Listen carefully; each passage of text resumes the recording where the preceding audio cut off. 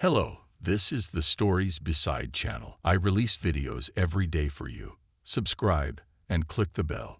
Give a pedigree cat in good hands. Age 9 years Angora, accustomed to the litter box, sterilized, eats dry food premium. Call. Monica shuddered, so struck by the photo of a white cat, which looked from the phone screen with the eyes of her favorite. The cat Pushak, with whom the girl was inseparable since childhood, had recently died, and the cat in the picture was incredibly similar to him. The girl read the ad again, then looked at the image of the cat, thought, and dialed the number. Hello, hello. I'm calling about your cat. I'd love to see her. You see, she looks just like my dead cat. You'd think my Pusk had been cloned. Hello, and you can come visit us anytime. The woman on the other end had a nice, low voice. I think you'll like my Marquise. She's very smart. Monica noticed that the woman seemed sad or tired. It turned out to be a short drive, just halfway to Monica's work. They agreed on a time to meet. Monica didn't want to put the matter off and drove to the specified address right after work the very next day. A strange excitement swept over her, as if meeting someone else's cat was something special and decisive. When she found the right entrance, she stood for a minute, took a deep breath, and resolutely went inside. There was a tiny rug by the door of the right apartment. It was clean. She pressed the bell. A very thin woman of small stature opened the door. Good evening. It's me, Monica. Remember from the ad? Yes, of course. Come in, please. Inviting the guest in, the woman walked forward. Monica noted that her gait was not stiff, as a completely exhausted person, through the darkish corridor, went into the room. In a small apartment of the old type, there was hospital sterility and emptiness.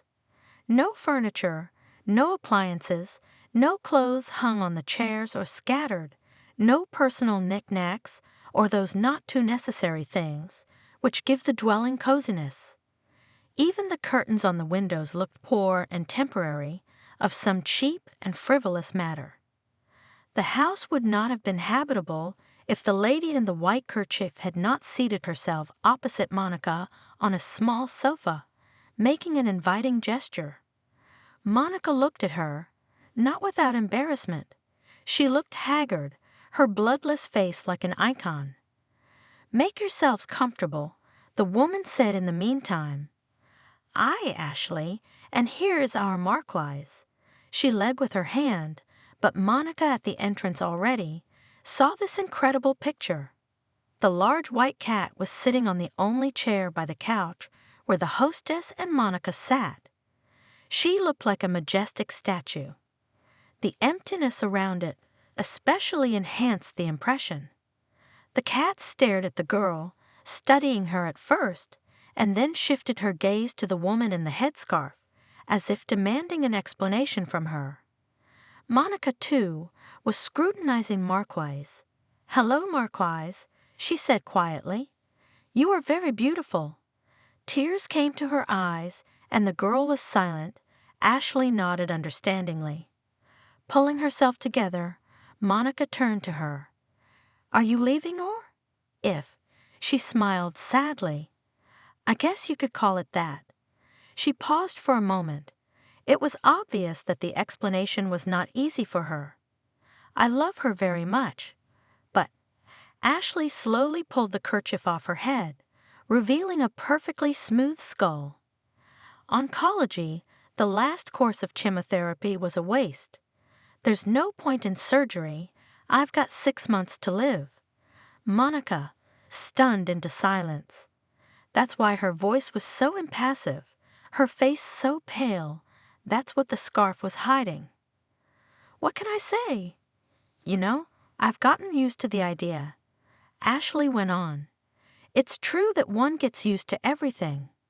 At first the news is like a lightning strike, and then you have to get on with your life. You can't go to the coffin alive. She grinned bitterly. The two women, From the first words felt sympathy for each other and continued to talk about some unimportant things, trifles.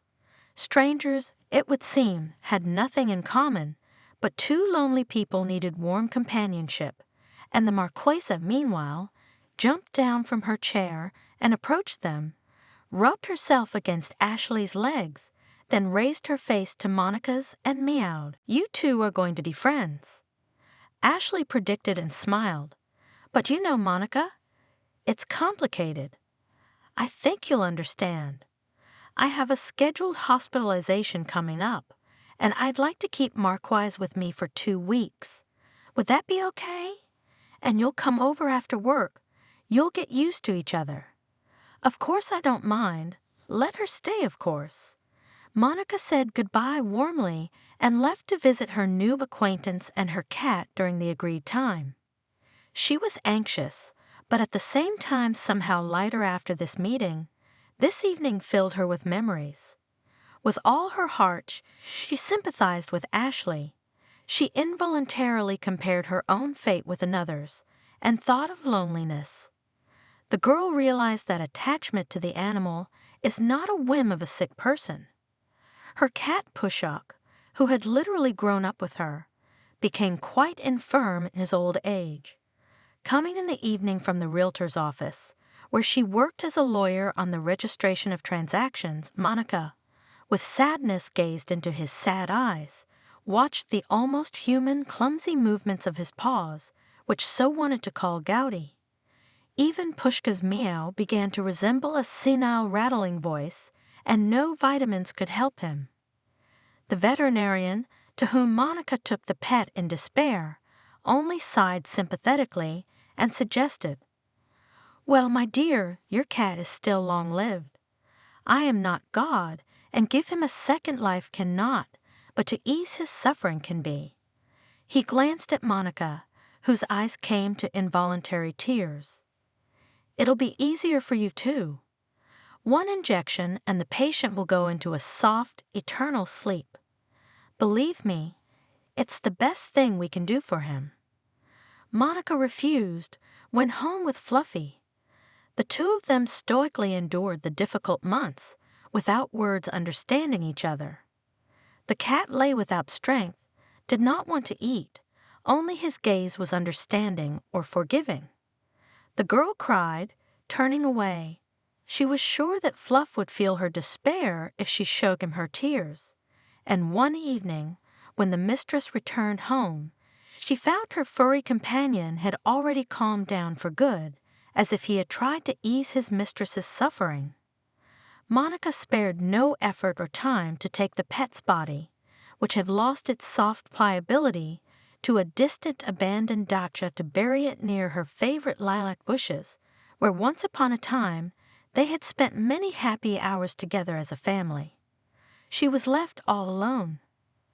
The girl was returning from the half-destroyed fence of the old dacha, limping a little and talking to herself. "Well, now there is no one to talk to, we have to do something, we have to live somehow. Who's a cat and who's a best friend? It's not my fault that I'm alone. I have to live." So talking to herself, she reached the entrance where the train stopped, under the clatter of wheels and conversations, looked out the dirty window and decided to take the cat. In the province, a lonely person is immediately visible. Neighbors know almost everything about him, everyone in sight. The fate of a loner in a big city is unenviable, especially if the character of the person is peculiar. Monica was a kind and intelligent girl, but childhood trauma left her a slight, almost imperceptible limp on one leg, and this complex she has not been able to cope with. In her distant youth as a romantic young lady, she had the misfortune to fall in love with a kid from the neighbor's yard, Jack. Black-haired and swarthy, he resembled a gypsy. He had incredible charm. Nowadays they'd call it charisma. He was a gambler and a desperate soccer player. A couple of yard games were still going on, and Monica could watch the boys, pretending she was interested in the game and not in any of the players. Girlfriends and little kids were squealing and yelling. Monica was in this crowd of fans too, and caught every move Jack made. His swarthy body soared in a run, the boy's supple torso aroused admiration. Jack was always surrounded by a crowd of younger kids. It was their idol. Without knowing Jack's character or habits, Monica fell in love simply with his appearance, so lively, full of vitality, boyish face with dark eyebrows, was thin and spiritualized in moments of play or lively conversation. Monica wanted to look at him and simply admire him. She stood at the window overlooking Jack's driveway for long periods of time, trying to track his exit and jump out, as if she were going to the neighborhood department store for groceries, just as Jack approached her house. Apparently, she was getting in the kids' way too often. At 13, girls don't have a sense of proportion, so what can you do? "Hey, you limp," he called out to her one day. "What's your name?" Monica felt as if she had been doused with ice water the moment when the boy she adored noticed her. But how? All he noticed was her limp.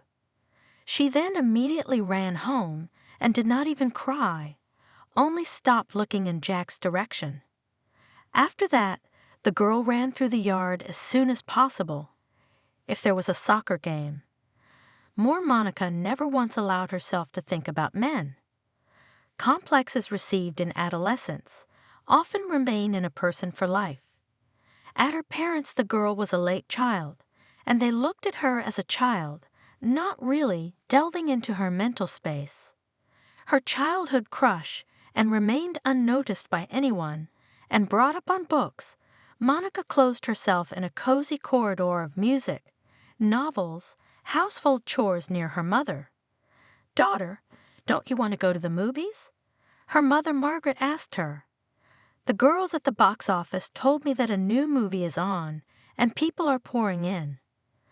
Being aware of the news from her young colleagues, the old lady began to worry that her daughter was always alone. She felt somewhat guilty for the incident when Monica had fallen off her bike and injured her leg. Although Margaret and her husband had then done everything possible for their daughter, the mother's heart ached.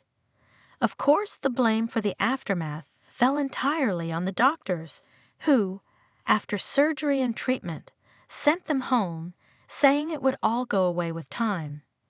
Elaborate. Sea, sun, and good nutrition will help. Elderly spouses took their daughter to the sea, as they lived frugally and could splurge for the sake of her health, and nutrition was out of the question. All the best, Monica. In general, Monica was the one unique flower in the family garden.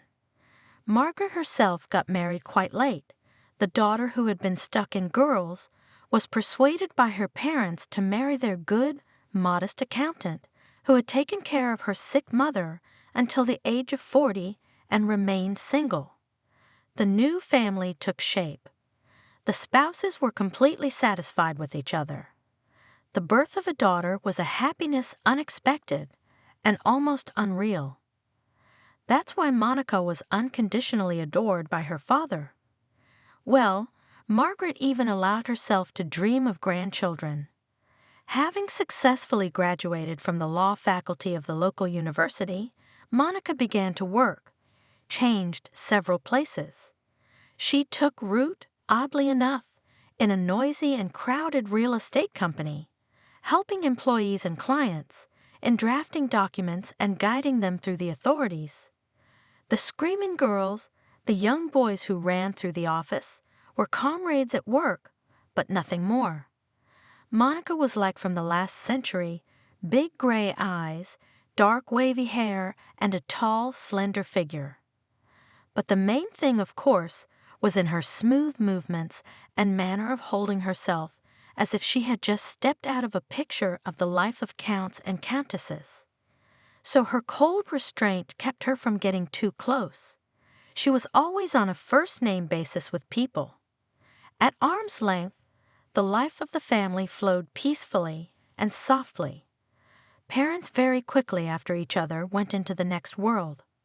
very modest, inconspicuous people who bore their duties all their lives as they should, and when they grew old, they passed away one by one, as if they were bound together.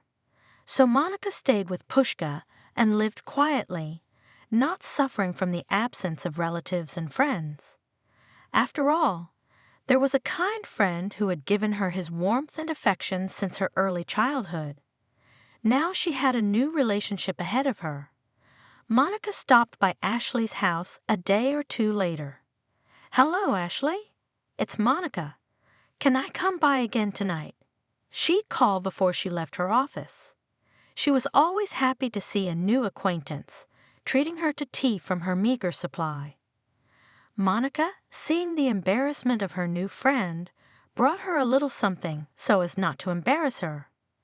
She was an excellent worker and earned quite well for her position.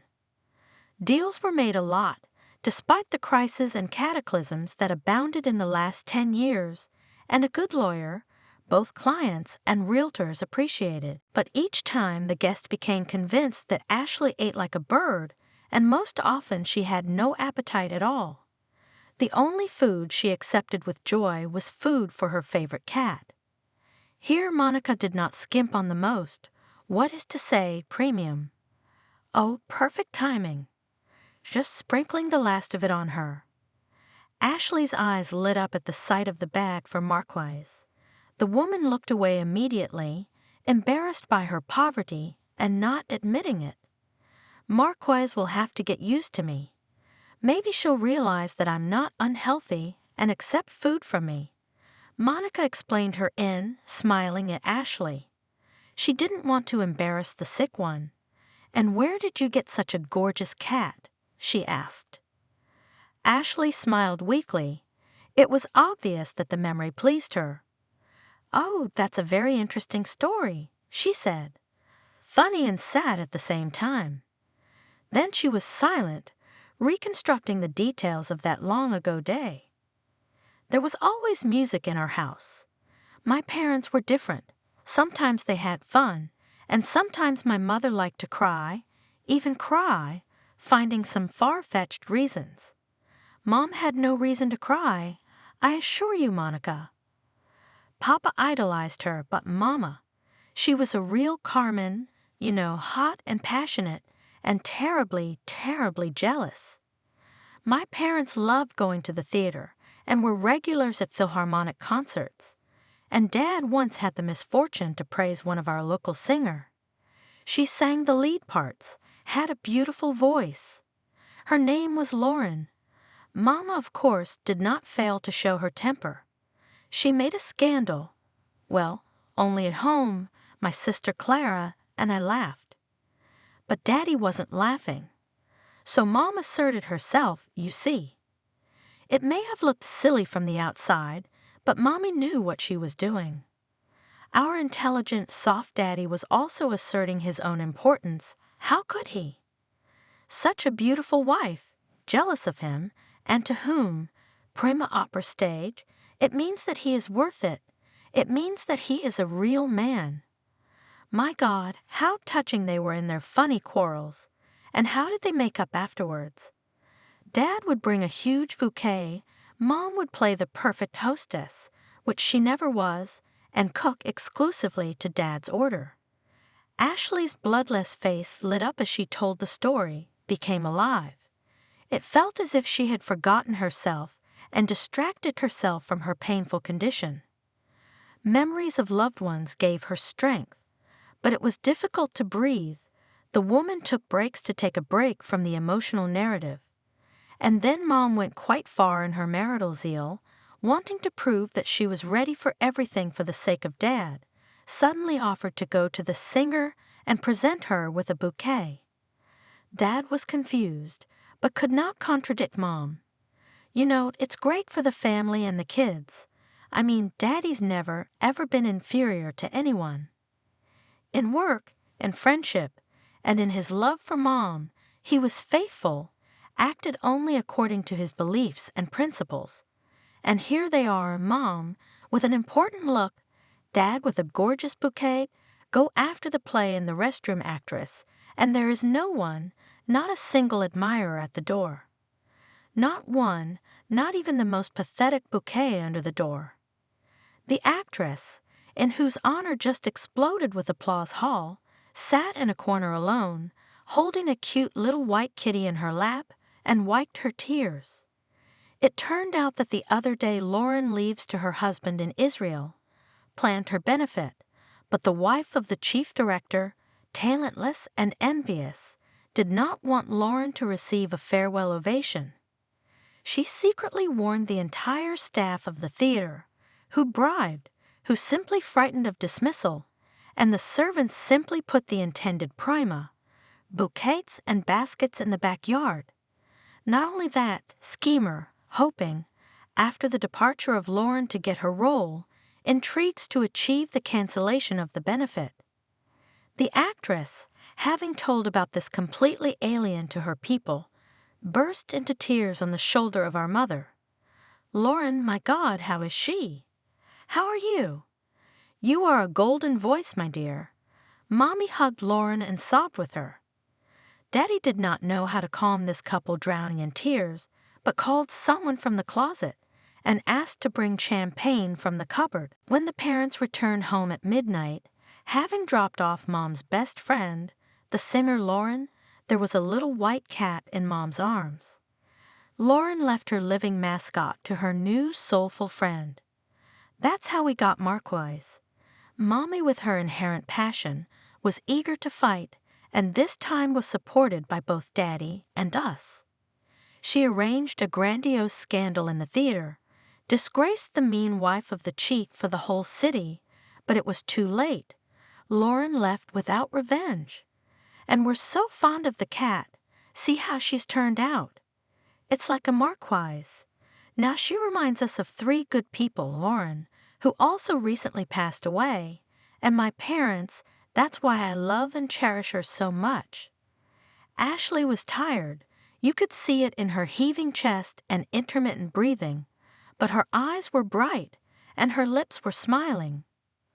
It was the first time Monica had seen her so lively, almost cheerful, and she was glad of it. I can't give her the care I used to give her. Ashley repented. You see, Monica, there's nothing left. While I still had strength, I sold everything I had. I want to leave behind a vacant apartment, so I don't have to go to the trouble of selling it. You have to face the truth. You're a very strong person, Ashley, said Monica, lowering her eyes. Very decent. That's the whole story of our family, said Ashley. The family was gone, and the story was over. Her pale lips even slightly parted into a semblance of a smile. And my life will soon be over. I'd like to end it in some beautiful way, but I can't think of anything, and I don't have the strength, let alone the means. Eric wanted to leave William money. He was worried that the apartment had become so empty, but my boy, he's a good boy, he didn't take it. He's too honest, he's a spineless man, like everyone in our family, but I'm glad that at least my apartment will be left to my nephew. He'll sell it anyway. Expand the housing in his town, I guess. It's the least I can do to thank him. Pure soul, how does he take care of me? He's been the only one who's kept me going these last few years. Isn't he going to move in with you? Monica asked. He is still working after graduation, and to live with a sick aunt is not the greatest happiness. I'm even glad he won't have time to do it. The things in the apartment are not the main thing, but I was so afraid for Marquesa. I love her more than anything in the world. This cat is the only thing dear to me. Marquise has been with me through the whole illness. Can you imagine? She calmed me down, lay down next to me on the sore spot, and after chemo, when I literally turned inside out, guarded me near the bathroom door.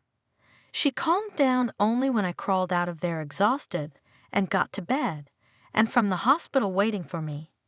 Now I will be calm for my beauty. You will not hurt her. The cat looked attentively at the 2 women and calmly lay in its usual place, as if it fully understood their conversation and sympathized with them. It smelled cozy and warm. Monica began to approach the cat more and more often, who was already allowing herself to be stroked by the stranger. When people have little time to socialize and all the deadlines are shortened, they bond much faster than in normal life. Ashley was in a hurry. She wanted to talk to Monica, to tell her about her own. The young girl proved to be a soulful and attentive listener. Gradually, she came to know Ashley's story in full. Young Ashley came to the city to study. She lived with her older sister and brother-in-law, who were already well settled here, working and raising a cute little son. Ashley adored her nephew's baby, and he reciprocated, but no matter what they said, it was shameful to sit on each other's heads in the small apartment of young married couples with a small child. 6 months later, Ashley moved into a student dormitory. "Why are you leaving?" Her sister Clara, as thin and white as Ashley, was indignant. "I'm home. Soup is hot any time, study. There's your balcony, please. Brian, you tell her." She addressed her equally young, curly-haired husband. He was fully immersed in his favorite job, not much at home, of course. A teacher at a technical high school, this is not even a school teacher. He was required to immerse himself in 2 areas at once, the education of children and the organization of scientific work and practice with them. Brian came tired and did not really get into the household chores, but the recovery of the body needed, and he conscientiously, admittedly, would be happy to visit his favorite wife in the marital bed more often. And secretly he was looking forward to his sister-in-law's move, too, for she was young. "Stay, Ashley." The young husband pulled, but not too convincingly. "I did, and I didn't regret it at all. If you haven't lived in a college town, you're not a student." The girl from the province had an easy disposition, was successful in her studies, but most of all, she was attracted by the tourism section, where there were many strong and as cheerful as herself, guys and girls, especially the guys. One of them caught her eye. Tall, a head taller than Ashley herself, a powerful blonde. Eric seemed an odd name, but it didn't fit the stately fellow, with big hands, obviously familiar with a shovel, a paddle, or even a hunting rifle. And how is he, in general, studying normally? Ashley quietly asked his classmates, like everyone else. They answered her. He's a good student, of course, because of his diligence and effort, but sometimes he'll come up with an idea. Last week, he suggested replacing one tricky thing, and the apparatus the most simple. And it worked like a charm. Can you imagine? Even our professor wondered how he didn't think of it himself. And indeed, Eric gave a suggestion that I wanted to try and practice. Technical university, but even here such bright heads are not often found, and in the Students' Trial Design Bureau, the backbone of the same thorough, thoughtful guys was gathered. No one was surprised when later they stayed together and set up the production of running household appliances. During camping trips, Eric often found himself next to Ashley, or maybe it was she who inadvertently fell into his arms. "He's so big and handsome, seemed strong and dependable." In fact, he was. No, that's not how you fasten it. He stopped the newcomer and went to fix a peg under the tent. Have you ever tried it like this? He took a knife from his buddy and showed him how to split, with small shavings, the saved dry wood in order to quickly light a fire. And when, with one sharp movement, he set Ashley's dislocated leg on the mountain path, he became a god to her. She lay awake all night, grateful, remembering the warmth of his hands on her ankle and imagining his wavy hair in front of her. Her leg ached, but the curls of it she could still make out. It must be true what they say about the rescued becoming special to the one who rescued him. And so it was with Ashley. He was now noticing her everywhere. "Hey, squirrel!" he shouted to her from afar. "It's a tough route today. Bandage your leg, you hear?" "Well, squirrel? Is it an axe porridge today?" He teased her when it was her turn to cook. So gradually, unnoticed, he got closer and closer. She mollycoddled and did not believe the happiness, but did not show it.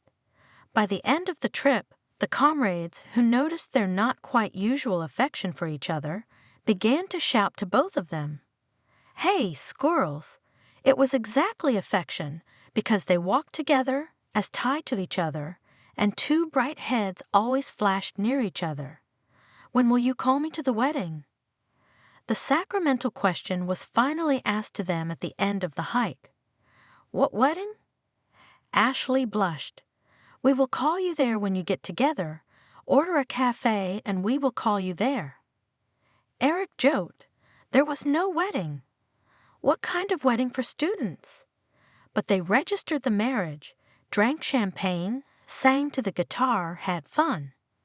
Soon Eric graduated from the institute, and a year later Ashley defended herself. They got their diplomas, rented a place, and started the same modest, as in student life, joint life.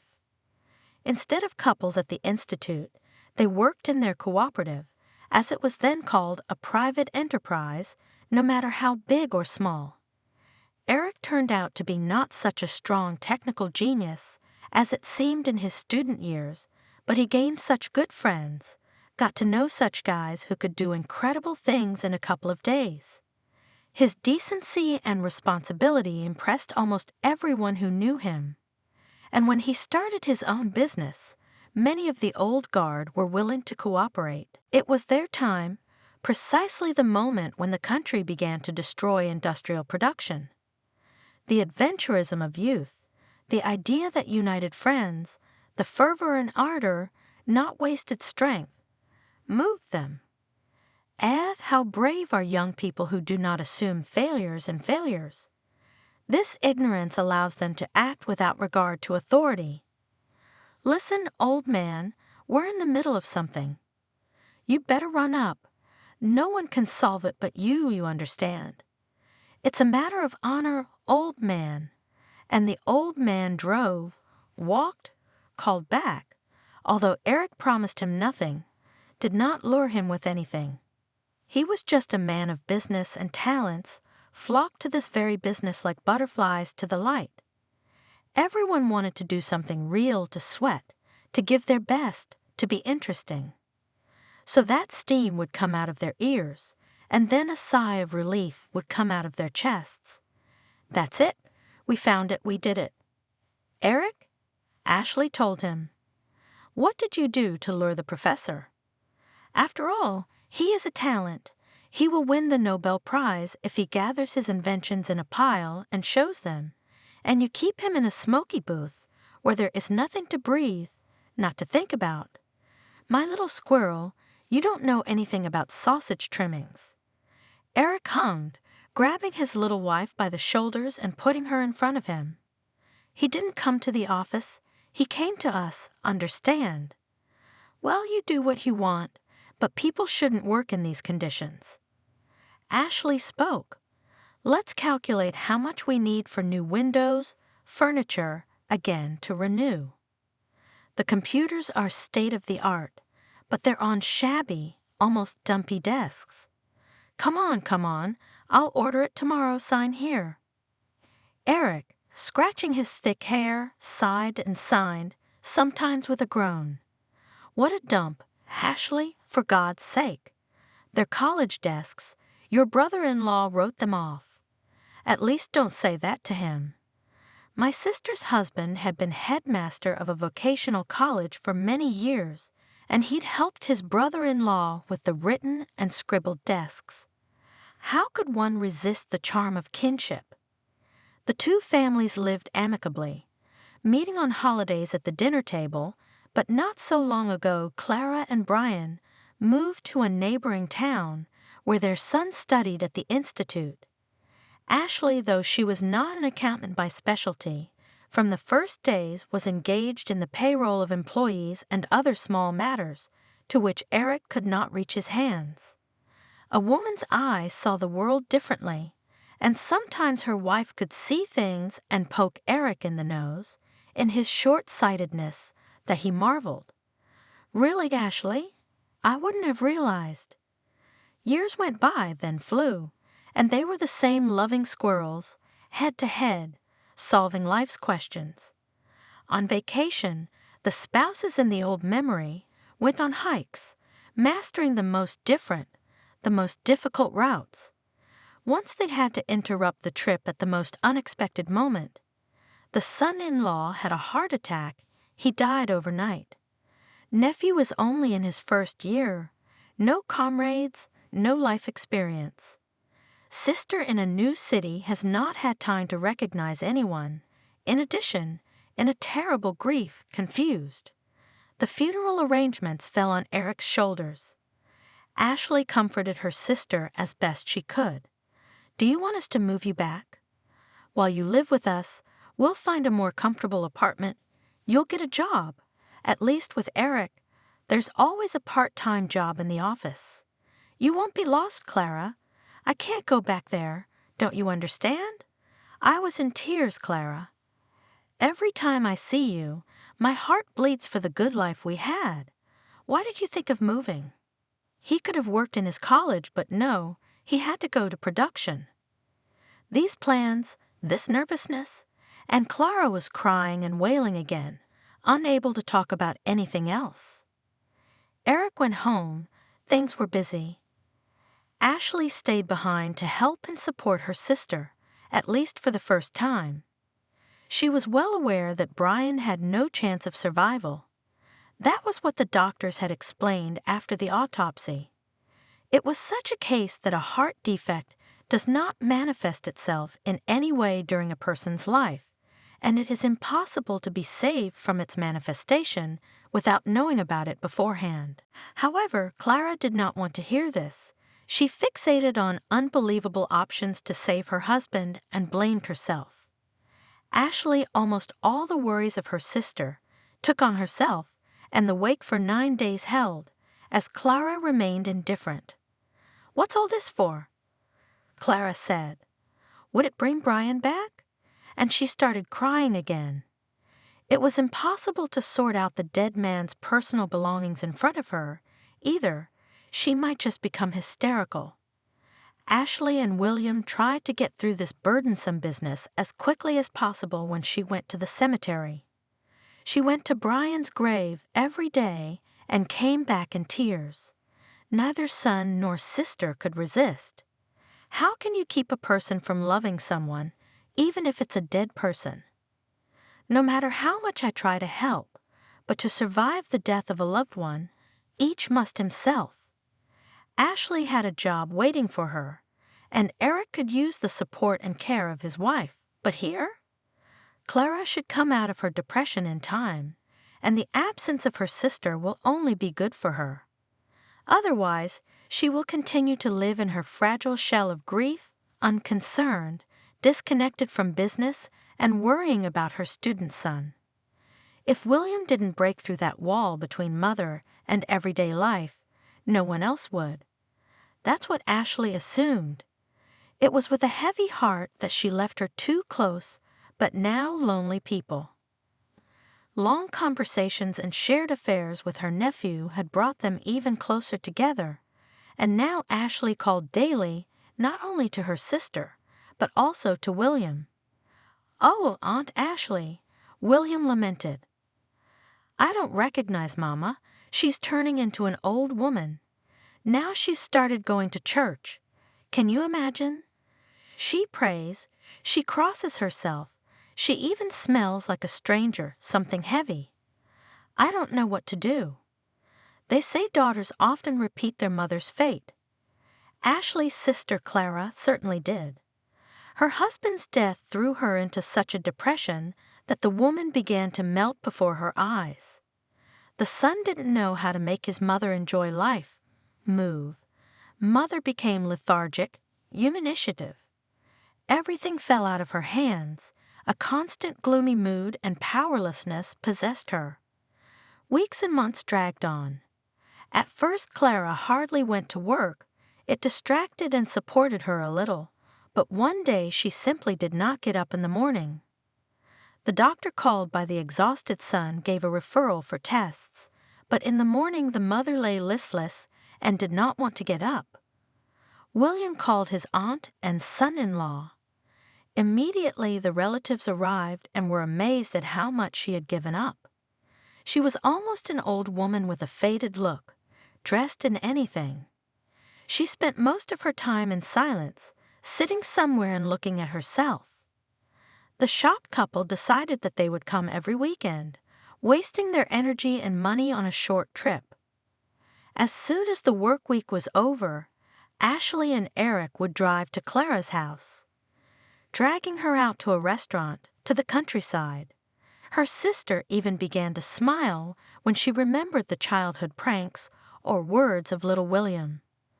But no matter what her loved ones did for her, Clara returned to her apathetic state again and again. Soon things got even worse. She started to fall down on the spot. "Son, I can't see anything." With horror she said to William, when he returned from classes and hurriedly prepared lunch, "Would you at least read me what they say in the newspapers?" But immediately she forgot herself and sat aloof, dangling in thoughts unknown to the boy. In the meantime her son was trying, growing older and stronger, calling Ashley, and in an almost enthusiastic voice saying, "Aunt Ashley, I got a part-time job at a restaurant as a waiter. Sometimes I get tips. I'd like to continue. Thanks to Uncle Eric for his help, of course, but I like it. It's more fun, and I'm not the only one here. There are more of us." William's voice sounded cheerful, and he didn't want to object. Let the boy grow up, the couple decided. The money Eric sent them was enough, of course, but William was a man. He dreamed of independence. As it turned out, he was early to rejoice. Soon the part-time job had to be forgotten. His mother's health required his constant attention. It was clear that it was not depression. Soon he was admitted to the hospital. A terrible thing was revealed. They found a tumor in the brain, which was pressing on the optic nerves. The disease progressed so quickly that there was no point in surgery. Within 2 months, Clara was literally burnt out. It was quite unclear whether because of this disease she fell into depression or because of the worries after the death of her husband, so quickly developed a tumor. William was left without a father and mother, and graduation was necessary. "William," Eric said to him, "you study quietly. Don't think about bad things. You can't get your parents back. You have to live, and you have to live successfully and happy." Ashley added, "Yes, happily." Eric confirmed seriously, "Don't worry about money. We will also send you the necessary amount. When you finish your studies, welcome to our company, but in the meantime, for all weekends and vacations, we are waiting for you to come to us." And again traveling sad troubles, again sorting out the things of the closest person, memorial tables and candles. Ashley, this has not been easy. Even more painful for William. Her favorite boy, so kind, so tenacious, so diligent, was without a family. "William, it's normal, you know, when children bury their parents. It's when parents have to lose their children. That's terrible. So take it for what it's worth." "Well, some people have to do it sooner. Some people have to do it later." She kissed him on the top of his head, leaning his blonde head against hers, and tried not to cry. If only he had a girlfriend, it would be less depressing to leave him, but no. He gave himself all to taking care of his mother. He had no time to start a relationship. "Yes, I understand. Aunt Ashley, I'm fine." William reassured her and hid his eyes too. Now they understood a lot about their mother and sister's behavior, but there was nothing they could do. Ashley tried to give her nephew the warmth he received from his mother. As much as it was a pity for the nephew, the couple had to go to their place. They could not live for the young man. In the evenings they could not talk about anything but Clara's death. Could it have been a fatal mistake? Ashley wondered aloud. Maybe Clara should have gone back. At least here we are, the people and the town already settled. Ashley, death will take its toll. Eric said sadly, "You know that very well. It will wait until you fall asleep. It will deceive, but it will steal the one who must die on this day, at this hour. Explain it however you want." Yes, Ashley understood. She thought again of her mom, who couldn't get over her husband's death. Her parents were not a quiet, friendly couple. Their relationship was reminiscent of Italian movies. Her jealous mother was always suspicious of her father, calling him back at work if he was late. The father would be patient and silent for a long time, then explode, and the girls, Clara and Ashley, would cover their ears. Then the parents, as if nothing had happened, would dress up and leave for the theater, for a visit or a banquet.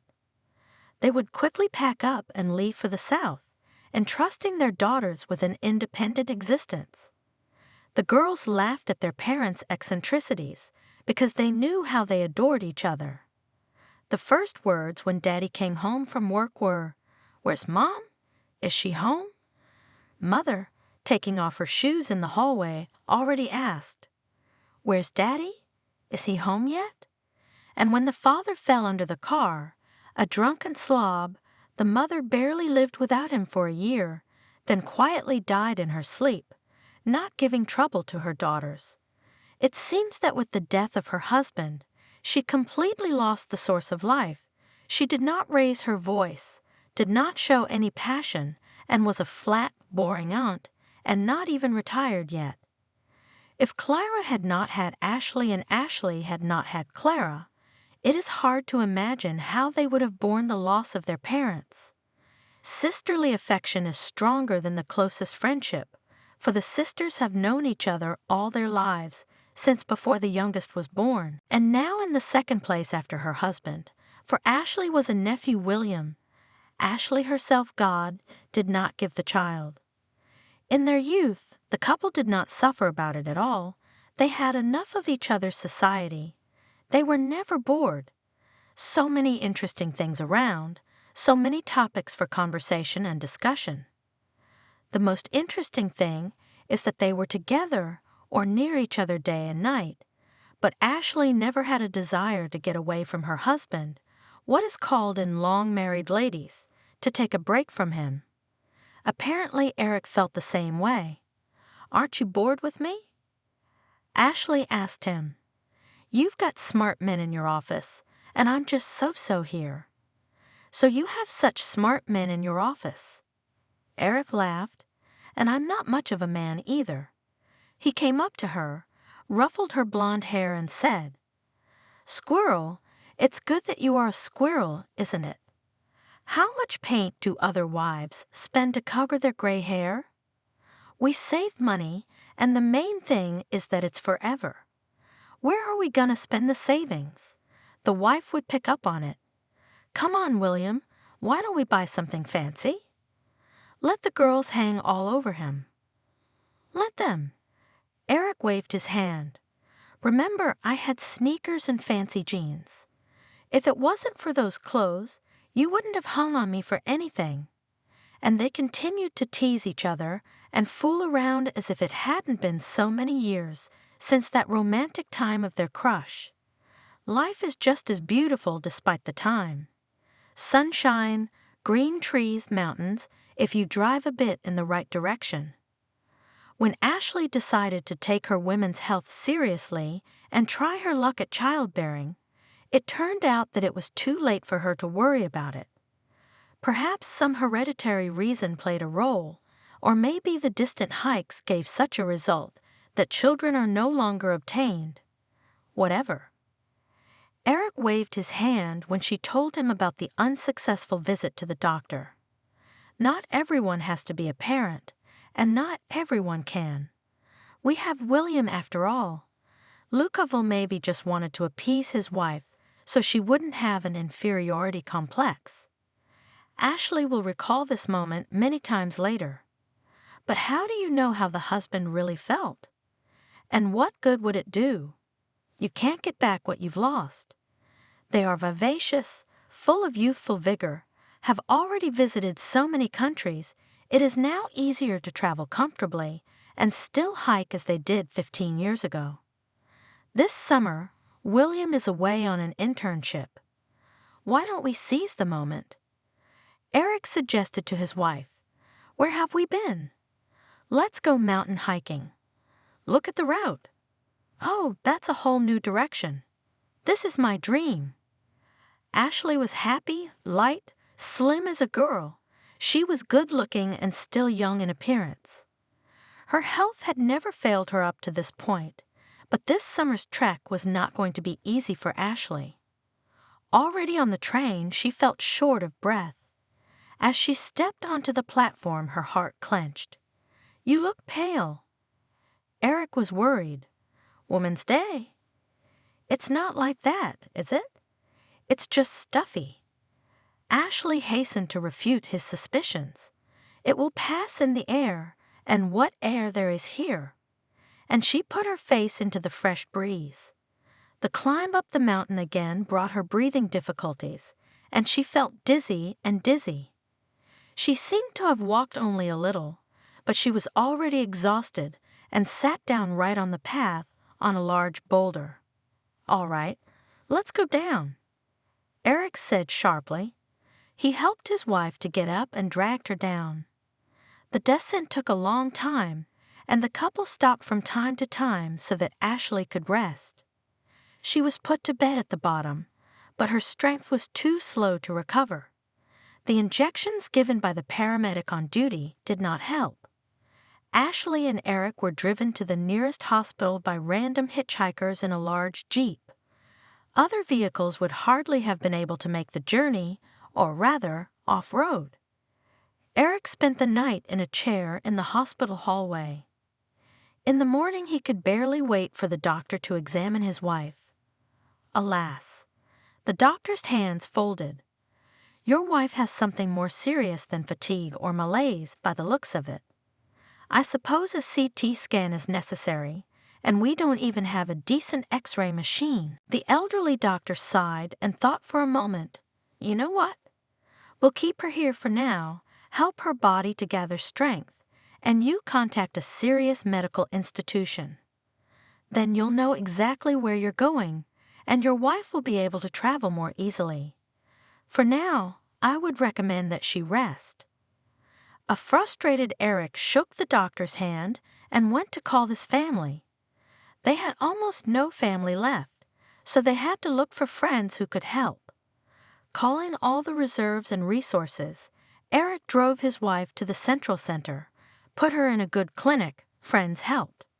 Neuro specialists suspected the same thing. By all symptoms, it was him cancer. Death, which sneaks up and gnaws into the body stealthily, sneakily.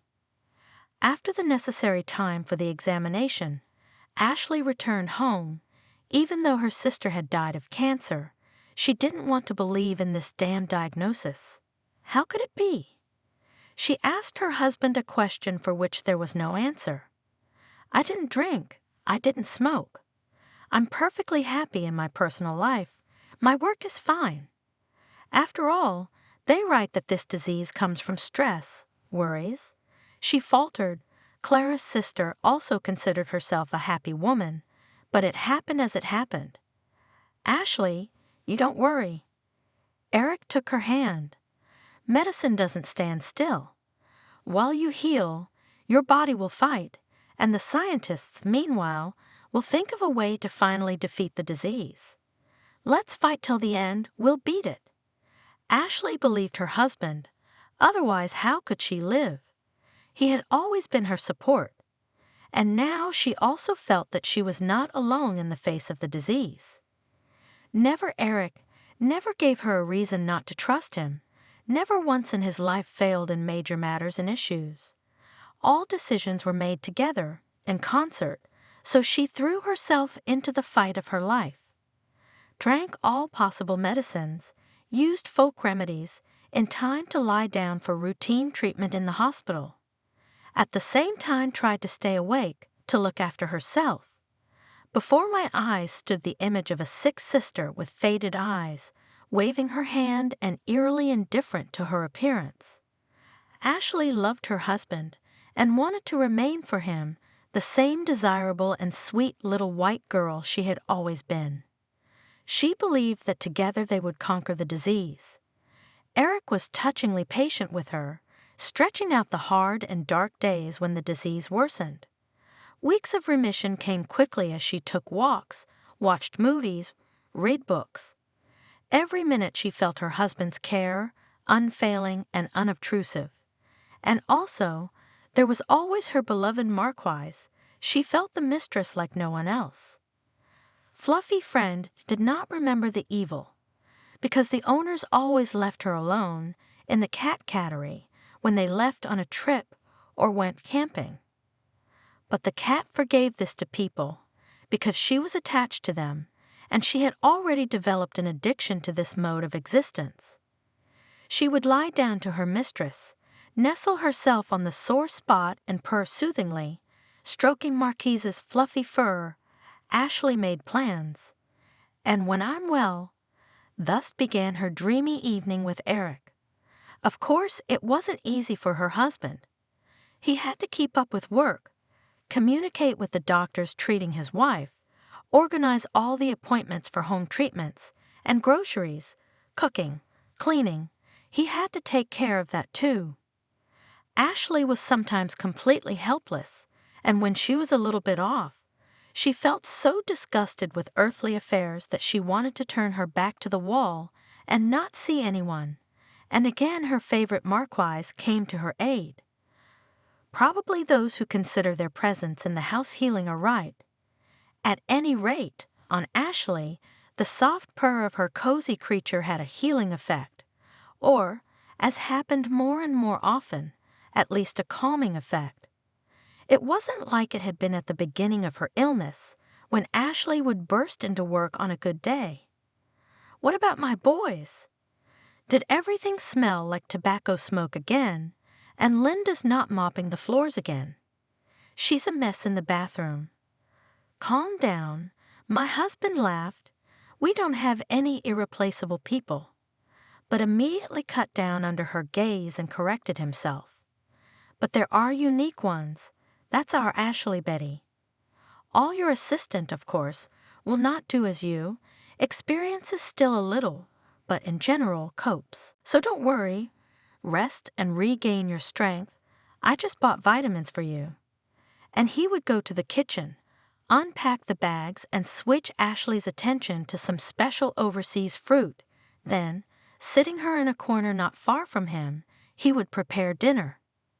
He realized how dreary it was for a sick person to be home alone all day, without much to do, and often still suffering from nausea and pain.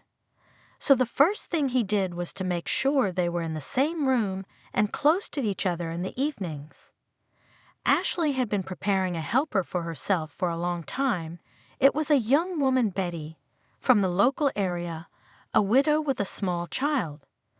Because of the child, she was both needy and unable to work full-time, only studying. She was hired part-time, and Ashley soon became convinced that Betty was diligent in her attention to detail, and she began to trust her with more and more important cases. True, she didn't much like Betty's way of talking and loud, annoying laughter. Well, what can you do? It's a new generation. They are so educated and have no complexes, which is also considered good. It works quite well.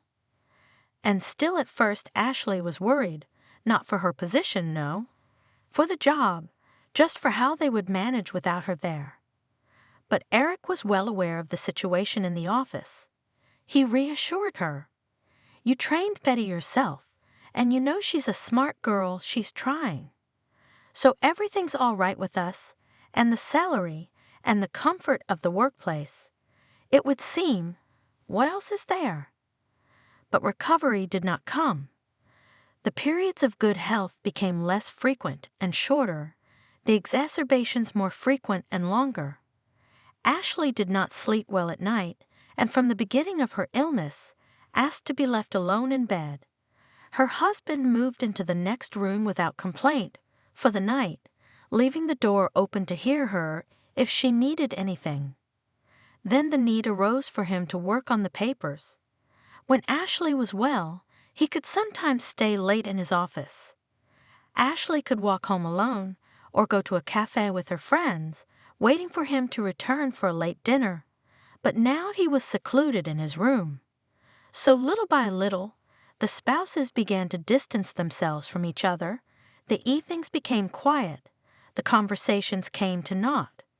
What was there to discuss if they went nowhere together, saw nothing, talked to no one? 5 whole years had passed in such an environment. A saint couldn't stand to be around a sick person for so long. Eric, however, behaved as he always did, continued to care for his wife, and was unfailingly even-tempered and calm. Preoccupied with her own pain, Ashley never reflected on her husband's behavior, believing it to be as it should be. She took his labors for granted. Sick people are so often selfishly blind to other people's problems. Increasingly, she had to resort to sleeping pills and painkillers. Eric had long ago handled these himself masterfully, too, like a professional caregiver. Ashley had loved his big, warm hands since the old hikes. They were the skillful, strong hands of a masterful man, but there was a special, gentle strength to them. Or maybe it seemed that way to Ashley. Today he was administering an anesthetic to her, and after the injection the patient lay quietly, turning away as always to the wall, covering her eyelids, listening to what was going on outside. At this time in the kitchen, where her husband was clearing the table after dinner, his cell phone rang. Eric, in a muffled voice, started the conversation. It became clear who he was talking to, the woman who had joined the company in her, Ashley's, place when she became ill. The specifics of the job were so well known to Ashley that she could guess Eric's interlocutor by 2-3 phrases. Yes, it's Betty, of course, a business conversation. But suddenly, his tone changed, cooing, intimate. She knew? Come on, sweetheart. Eric spoke, muffled by his beautiful baritone. Everything will be all right, just a little patience. Tonight? Of course not. No, I can't. She's asleep for now, but she'll wake up soon, won't she? Almost shrieking, Eric immediately lowered his voice to a whisper. I'll see you tomorrow morning. Kisses. Ashley couldn't figure out what this conversation meant. But in general, everything is clear and understandable. Her husband and this rude young lady have a relationship. But is that how it works? How is that possible? It's her husband, her own, the only one, the first and the last. He's caring, he's attentive, he's perfect. Ashley didn't sleep a wink, her temples pounding. Caring, attentive, perfect. Pretending to be asleep until her husband retired to his room for the night. Then she gathered her strength, with great exertion, trying not to make noise, stole from the mezzanine suitcase, with which once in the happy days of the two of them, traveled abroad. Her husband was in the next bedroom, breathing evenly and calmly. She knew his habit, only put his head on the pillow, sleeps like a dead man. She gathered his things more calmly and put them neatly. She took the suitcase to the kitchen beforehand, while it was empty. She knew that she couldn't lift a full one and wouldn't carry it. She looked at the closet shelves again. That's it, I think, everything. I'd packed the essentials. I sat in the armchair until dawn, either in oblivion or in a half-slumber, but I had no strength to think about what was happening. The faithful Marquisa nestled at her feet. It was morning. I heard Eric get up, go to the bathroom, then into the bathroom.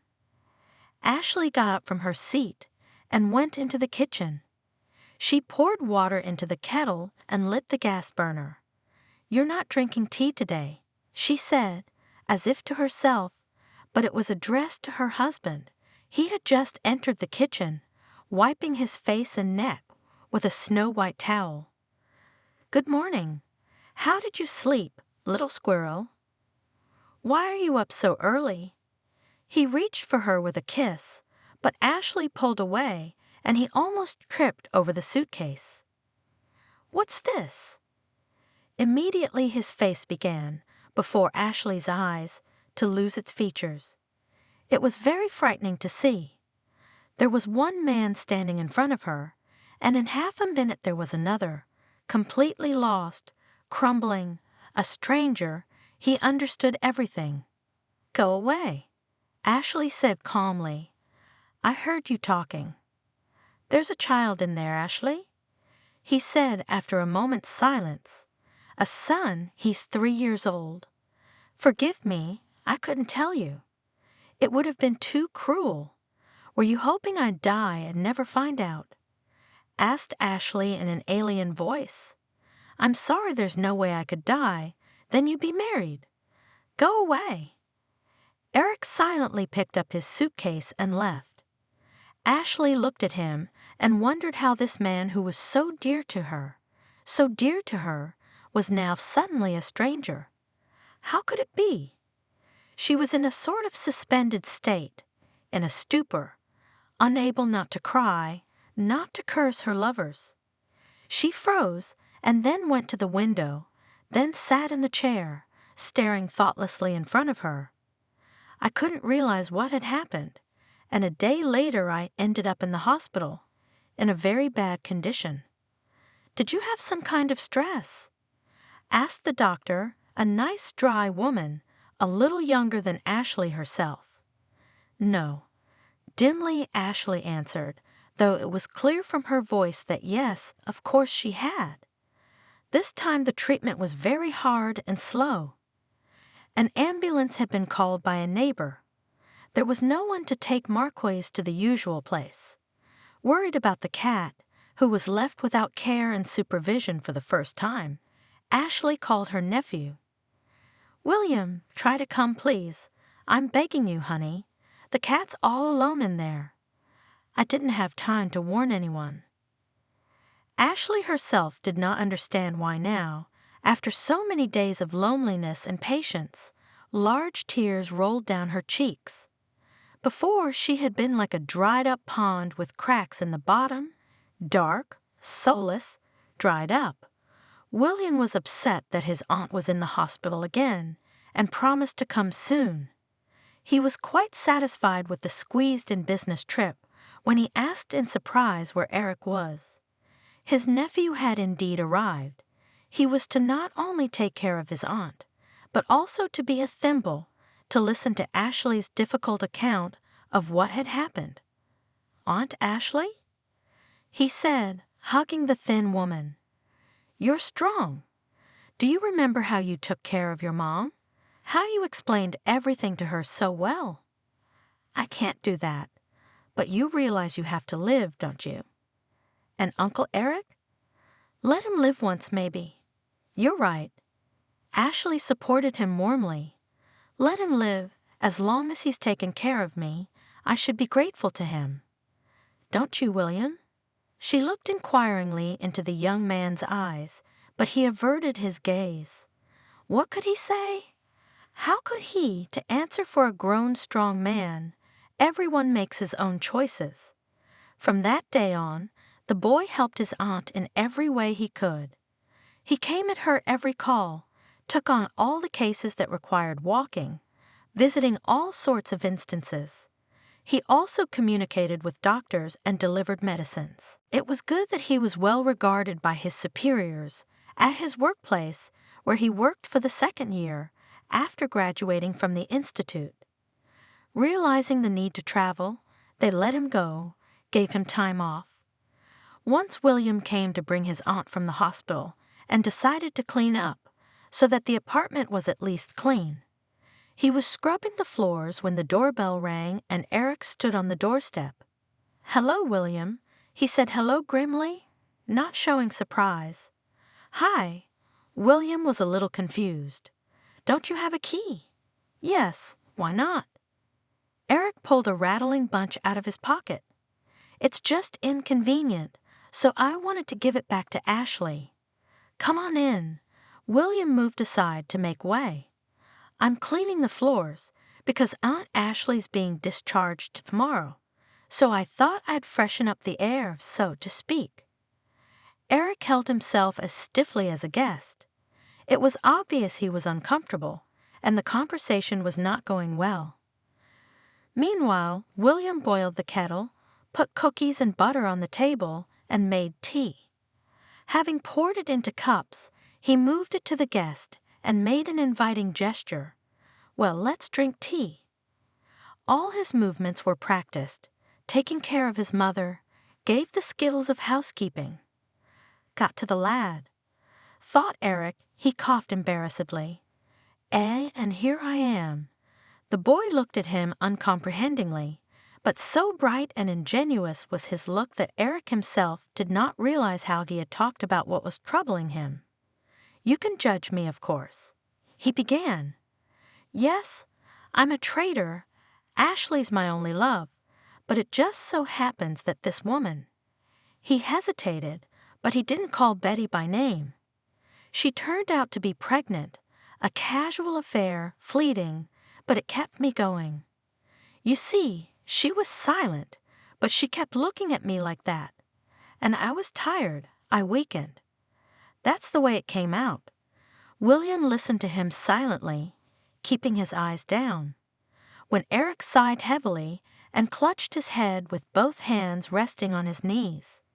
"And then my son was born, and that was it. I couldn't leave them. Now the son is 3 years old." They sat in silence. Then William said, "Uncle Eric, I'm not your judge. You've always helped me. But I know one thing for sure. Aunt Ashley would never leave you. 5, 10 years, all her life she would have been with you. I know she would." Eric almost whispered, "I know, which is why I don't apologize." He rose heavily from his chair and put his keys beside the cup, not touching the tea. Monica listened to Ashley and realized that she didn't want to be this old, this sick, this lonely. She already wanted to leave this dull, empty apartment, to start living somehow differently, to be light at heart, light in the house. Yet she sympathized with Ashley with all her heart and was ready to help her. And so the day came before the trip to the hospital. Ashley had warned her in advance, and Monica came in the evening with the express intention of taking the cat home with her. Ashley had also prepared in advance. "Monica, here's the carrier, Marquise is used to it, and here's the rest of the food. However, I haven't been out lately, so it's not much, but I think it's enough for a couple of days, and this is the most necessary. These are our Marquise's favorite toys." She put a ball, a rubber mouse, and a couple of other items next to it. The woman said goodbye to her pet for a long time, whispering affectionately in her ear, only she could hear the words. Then she let her go and Marquise silently climbed into the carrier. "Well then, we're off," said Monica, and finally, taking the carrier in one hand and the bag of things in the other, she walked toward the exit. "Goodbye, Ashley. Have a good day. I'll be sure to call you." Ashley nodded and turned back to the window, holding back tears. Outside the window, a cold fall rain was falling in unison with her mood. While Monica had been carrying Marquise home, she had gotten soaked. Waiting for the bus in the rain wasn't very pleasant either, so she decided to take the easy way out. Walked, still drying herself off. Her apartment was warm and cozy. As she let the cat out of the carrier, she said, "Welcome to your new home, Marquisa. Now you will be the mistress here, keep order, catch mice, You remember the main thing here." She stroked the cat affectionately, let it down on the floor, and went about her business. She hung up her wet coat and scarf and put her shoes on the drying rack. Marquise sat by her things at first, then slowly began to settle in. She walked for a long time in her new home, looked in all corners. All this she did in silence. She slept on her cot, which she had given to Ashley, and from then on she slept on it only. In the morning Monica went to work, poured food and water on her, and punished her. "Marquise, you stay for the mistress. Is that a deal? If anything, meow to me. Bye-bye." And she left. It took a while for the new resident to get used to the apartment and the landlady. Monica didn't know how Marquisa behaved during the day, alone in empty rooms. She left for her office early in the morning, returned in the evening. Always worried, how was Marquise without her? Did she long for her old home, for her original mistress? She was worried about the cat's health, but when she came back in the evening, she made sure that she had eaten a little. Not much, but enough not to starve or lose weight. She sighed, then put the litter tray away and took the white Marquise in her arms. "You're my goodest sweetheart. I know this is hard for you. You're like a flower that's been transplanted into different soil. Mommy didn't betray you, you know that. It's just the way it is, and I'll take care of you. Don't be sad, my dear. We'll be friends, okay?" The cat listened and was silent. It had never once raised its voice since it had moved into Monica's apartment. It was strange, confusing, and a little scary. Monica was worried, then decided to calm down and wait because the cat was healthy and did not show any signs of anxiety. "Why are you so silent?" she asked, stroking Marquise's soft fur. "Are you sad? I promise you that we will visit your mommy, Marquise. Don't be sad." Several times Monica called Ashley at the hospital, then sent pictures of Marquise. The woman was very grateful to her, but her voice grew quieter and quieter each time. Several months passed. Then one day close to spring, Monica's call was not answered, and the next day neither. Then a man answered the phone. "Hello, are you calling for Aunt Ashley? She's in the hospital." "It's her nephew." "William?" Monica almost shrieked. "This is Monica, a friend of hers. I know she's in the hospital. Is she sick?" "Hello, Monica." "Auntie has gotten worse. She's been unconscious for 2 days." William sounded depressed. "How long are you here for?" "Will you be with her?" Monica shifted from foot to foot excitedly. Suddenly she wanted to help Ashley very badly. "I've taken a vacation. Auntie has no one but me." William explained. How could he know that Monica would know about this detail of Ashley's biography? So Monica decided, "William, will you let me visit her?" "Why don't we lie to the doctors so they'll let me in?" "I'm not a relative, and I need to see her so badly to reassure her." "Well, let's try." William was a little confused by this pressure. The girl realized that arguments were necessary. "You see, I have Ashley's cat, Marquise. I'd like to calm her down, tell her about the cat, explain that everything is all right. Maybe it would make her feel better." "Oh, that's what it is." William rejoiced. "Are you the girl with the beautiful eyes and the kind heart? Aunt Ashley has told me all about you. Come tomorrow between 2 and 5, and I'll tell her you're my fiancé." Monica was embarrassed and confused at the same time. She hadn't expected such compliments, so she could only say, "Thank you, see you tomorrow." In the night the girl woke up from the fact that in her head, from somewhere a vivid picture arose. In a bright room she held in her hands a snow-white cat, as if the picture had formed. Yes, she must make her way to Ashley with Marquise. The drive to the hospital, With the cat in her bag was easy, but at the hospital itself, Monica chickened out. She tried to get past the grenadier-looking janitor who sat on the walkway to the stairs leading to the bedside rooms, but she was wary. Though there were many visitors, she caught Monica's eye and shouted, because she apparently couldn't speak quietly. "Where are you going, sweetheart?" Room 255, Ashley's room." Monica got excited again. "Here's a pass." Thank God, the same William took care of the pass and called her in advance, warning her that she could get it there and there, otherwise the janitor wouldn't let her through. Groom. Monica grinned to herself. The Marquays did not let her down, neither dreaming nor thinking. Unaware of the zoo in her bag, the janitor nodded, and Monica started to go up to the right floor. Here was the right room. Opening the door quietly, Monica prepared to see Ashley's dead face, which was the only reason the reality didn't stun her. Ashley lay with her eyes closed, her mouth outlined, a thin line of bloodless lips, her breath moving the sheet on her chest almost imperceptibly. Had there been other patients in the ward, Monica would hardly have been able to recognize at once the mistress of the Marquesa, so changed was she, and the formerly thin and pale, now Ashley's face, had quite lost its individual features, had become as if a symbol, a sketch of a human face. A dream, Monica thought. This is my dream.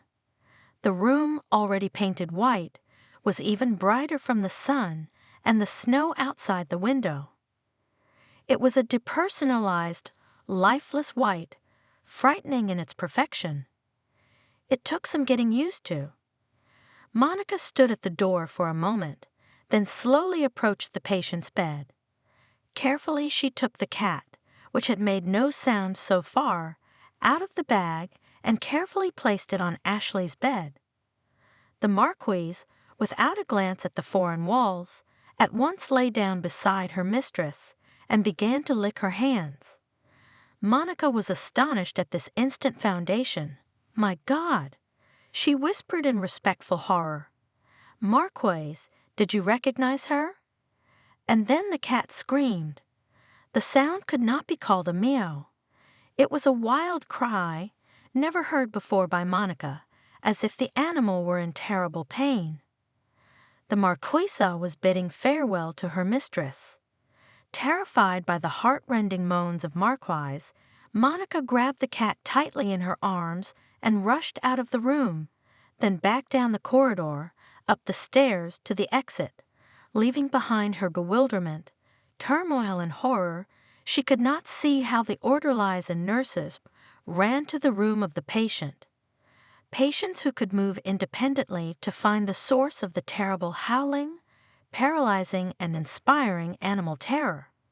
But what she knew for certain was that Ashley had stopped breathing that very night, not long after she and Marquise had fled the hospital. And Monica was finally convinced that she had been right to let the two loving souls, human and feline, say goodbye to each other. Then came the funeral. There was only a small handful of mourners at the funeral ceremony, consisting of neighbors and a few former co-workers of the deceased.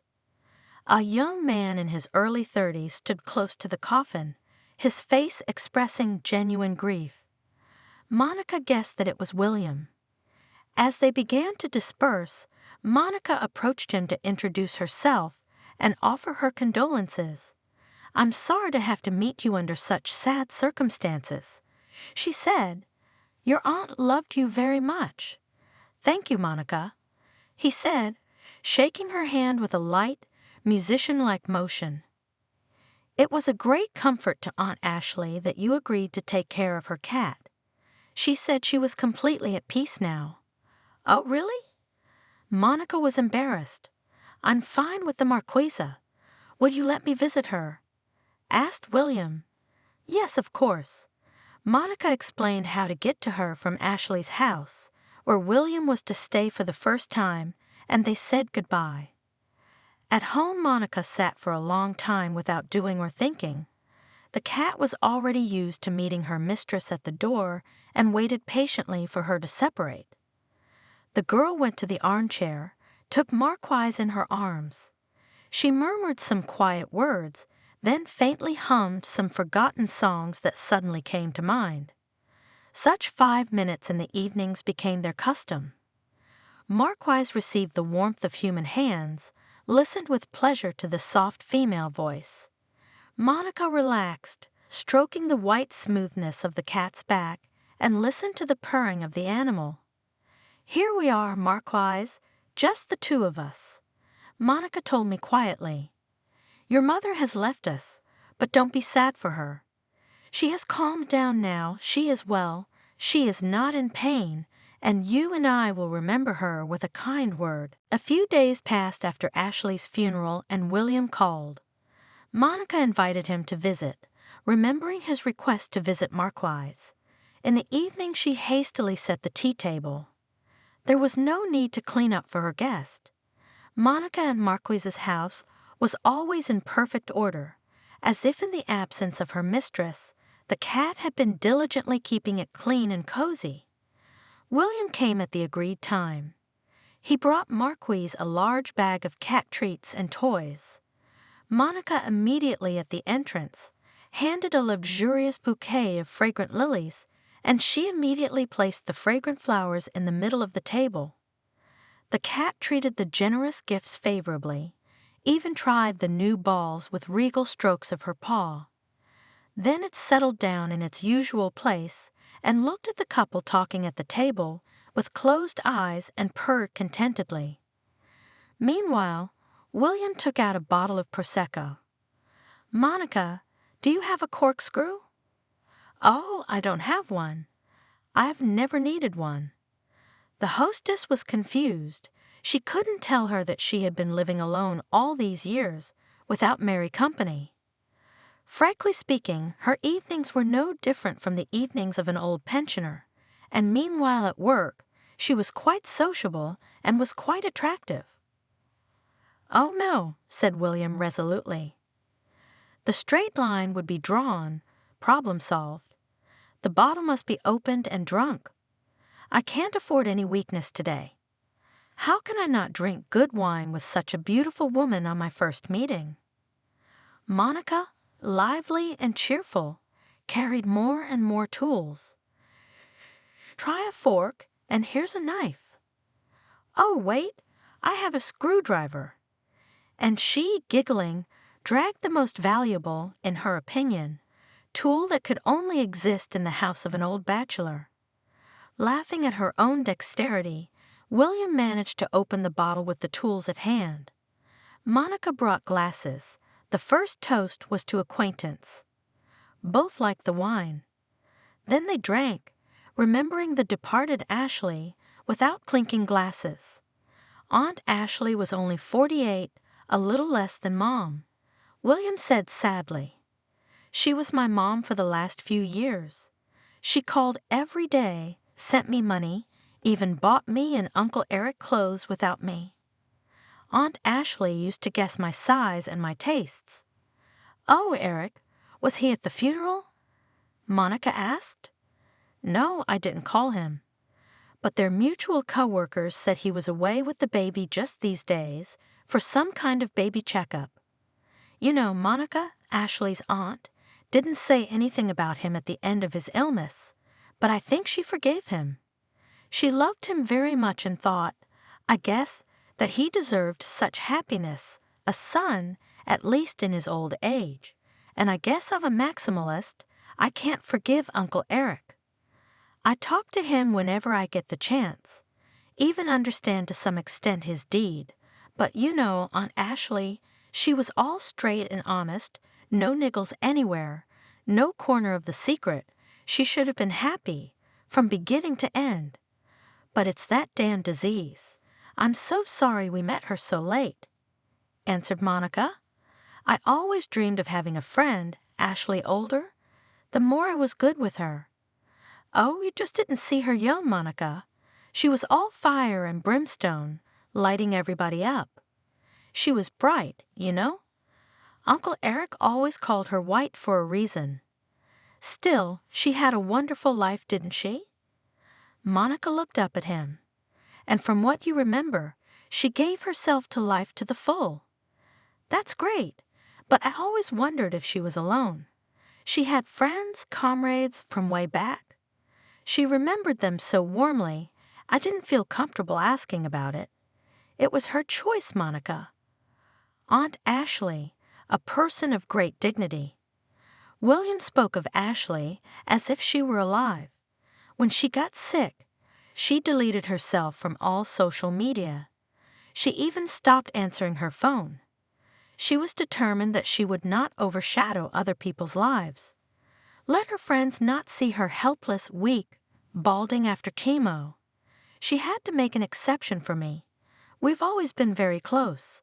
How could she do without support? Physically, it was impossible. William confirmed that he would be selling the apartment in 6 months. Legally, he was only entitled to it after that time, but today they felt so good that they didn't want to talk about business or anything sad anymore. William and Monica sat up until almost dawn. It seemed to both of them that they had known each other for a very long time. It was amazing how much they had in common: movies, favorite songs, poems, even writers and poets they liked the same. Saying goodbye, William suddenly kissed Monica on the cheek. In the afternoon, having guests during his lunch break, he called her again. Monica, I've been urgently summoned to work. I'm leaving tonight, and I was so looking forward to seeing you today. What can I do? He said pitifully, so let me come and see you off. Monica blurted out without thinking, and she was surprised at her own determination.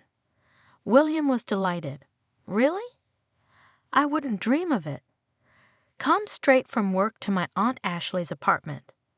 You and I will have dinner together somewhere, and then we'll go to the train station. It was a very short evening, but just as wonderful as the last. A light dinner, a farewell at the train station, and Monica was home. Caring William himself called and paid for a cab so that the girl was not alone at night on the deserted streets. The farewell kiss made Monica's head spin. Marquise, what shall I do? Said she to her shaggy-haired friend. I like him so much. How can I live alone now, Marquise? Marquise purred reproachfully in her arms, indignant. You have me. You're not alone. Monica's life was now filled with a great bright feeling. She happily got up in the early morning, squeezed her cat, ran to work, forgetting all about her limp. By the way, she used to exaggerate her handicap. So Monica decided, looking at herself again and again in the big mirror in the hallway. Even though William was not around, she still expressed and fancied herself every day. She had to look her best every minute now, and he called more than once a day, and their conversations were full of those hints, those innuendos that truly bring two people together. They developed a shared life there in the cloudy, ephemeral space that gives air to existence. Monica pictured William beside her.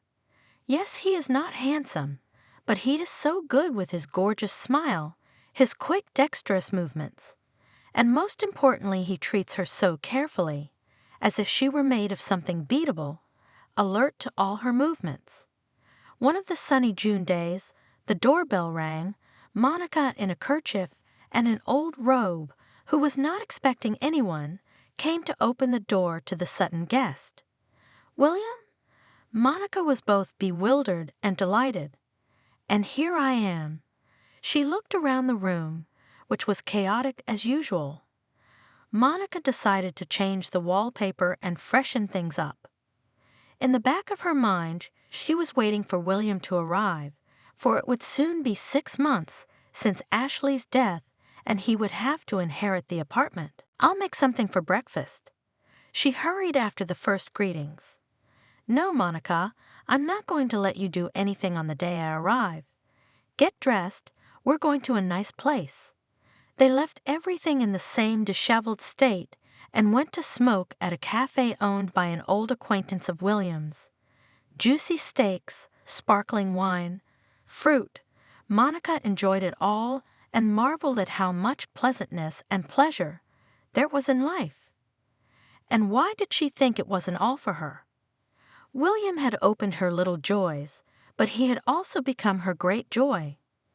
"Do you like it?" he asked Monica lovingly, looking into her face. Chewing the grapes, Monica only mooed amusedly, showing that she was at the height of her pleasure. William's arrival had a practical purpose. He was going to sort out the paperwork. Monica's help with the legal matters would be of great help to him. After lunch, they worked on the paperwork and made a plan to sell Ashley's apartment. "Honey, you may be wondering why I don't want to move in there myself and live next door to you," William asked softly, removing a curl of hair from Monica's neck. The girl was embarrassed. She had actually hoped in her heart that he would do just that, and now she suddenly pictured him in the empty and droning rooms where Ashley had spent so many sorrowful and agonizing months waiting to die. Hopelessness, everything in those walls was written by her. Sterile to the point of creepiness, the apartment was lifeless, and despite the light from the large windows, eerie. The sensation was so clear that she didn't realize she'd cried out. "No, no, William, don't live there." He understood her impulse, for that was why he did not think of Ashley's dwelling as his own. "No, Monica, we will live very differently. I'll do everything for you as you wish only, what?" Monica was scared, but it would be worth your while to begin. He paused, frowning, pretending to laugh at her confusion. "Marry me." Monica laughed, waving her arms, and then he was spinning her around the room, and she was laughing, wrapping her arms around his neck. The scraps of the old wallpaper also flew up into the air, and this strange salute was happening of its own accord, in honor of their happy future union. On the window, away from this outrage, sat a regal white cat and condescendingly tweaked its whiskers. What children these people are, after all. After a few months, the young people bought a wonderful house and moved away from the noisy city. Every evening, Monica made tea in the gazebo near the house. William turned on the speakers, and the couple listened to music. The gorgeous Marquise always lay in her new owner's arms and purred peacefully. Hello, this is the Stories Beside channel. I release videos every day for you. Subscribe and click the bell. "Is there going to be food in this house today or what?" the father of the family asked loudly and indignantly. "Benjamin, honey, but we just had dinner." Kathy looked surprised at her husband, who was sitting in front of an empty plate, holding a spoon in his hand and looking at her expectantly. She had fed the whole family, a modest dinner, and was determined not to understand exactly what was required of her. The children had long since eaten and gone to their rooms to do their own things. "Oh, so it was dinner?" Benjamin asked mockingly. "I thought dinner should have some meat in it, at least in a man's dinner. You're the one who can get by with a cabbage leaf for breakfast, lunch, and dinner. I'm the one who works and brings money into the family. And as I thought, I had the right to expect a decent meal for that money." Kathy bit her lip. She belatedly realized that the old story was starting again, repeating itself every time the month came to an end. Each time, her husband approached this conversation very differently than the previous one. That was why the woman didn't immediately realize what he meant. She sighed heavily. "I didn't want to start this useless argument again, which would only lead to another quarrel and nothing more." She had heard all of Benjamin's arguments many times before, and many times she had answered them with her own. But they had never been able to come to an agreement. Nothing new. Kathy was sure of it. Neither of them had come up with anything, which meant that the continuation of this conversation would be as pointless as before. Still, she knew her husband was waiting for her answer, and keeping silent wasn't the answer either. 2 or 3 times she had tried this tactic before, and the result was not to her liking at all. "Benjamin," Kathy began gently, "we've had this discussion many times before. Should we start this again?" "It is." Her husband interrupted her firmly. "We're going to have this conversation until the situation changes. Or, to be more precise, until you get your act together and go to work.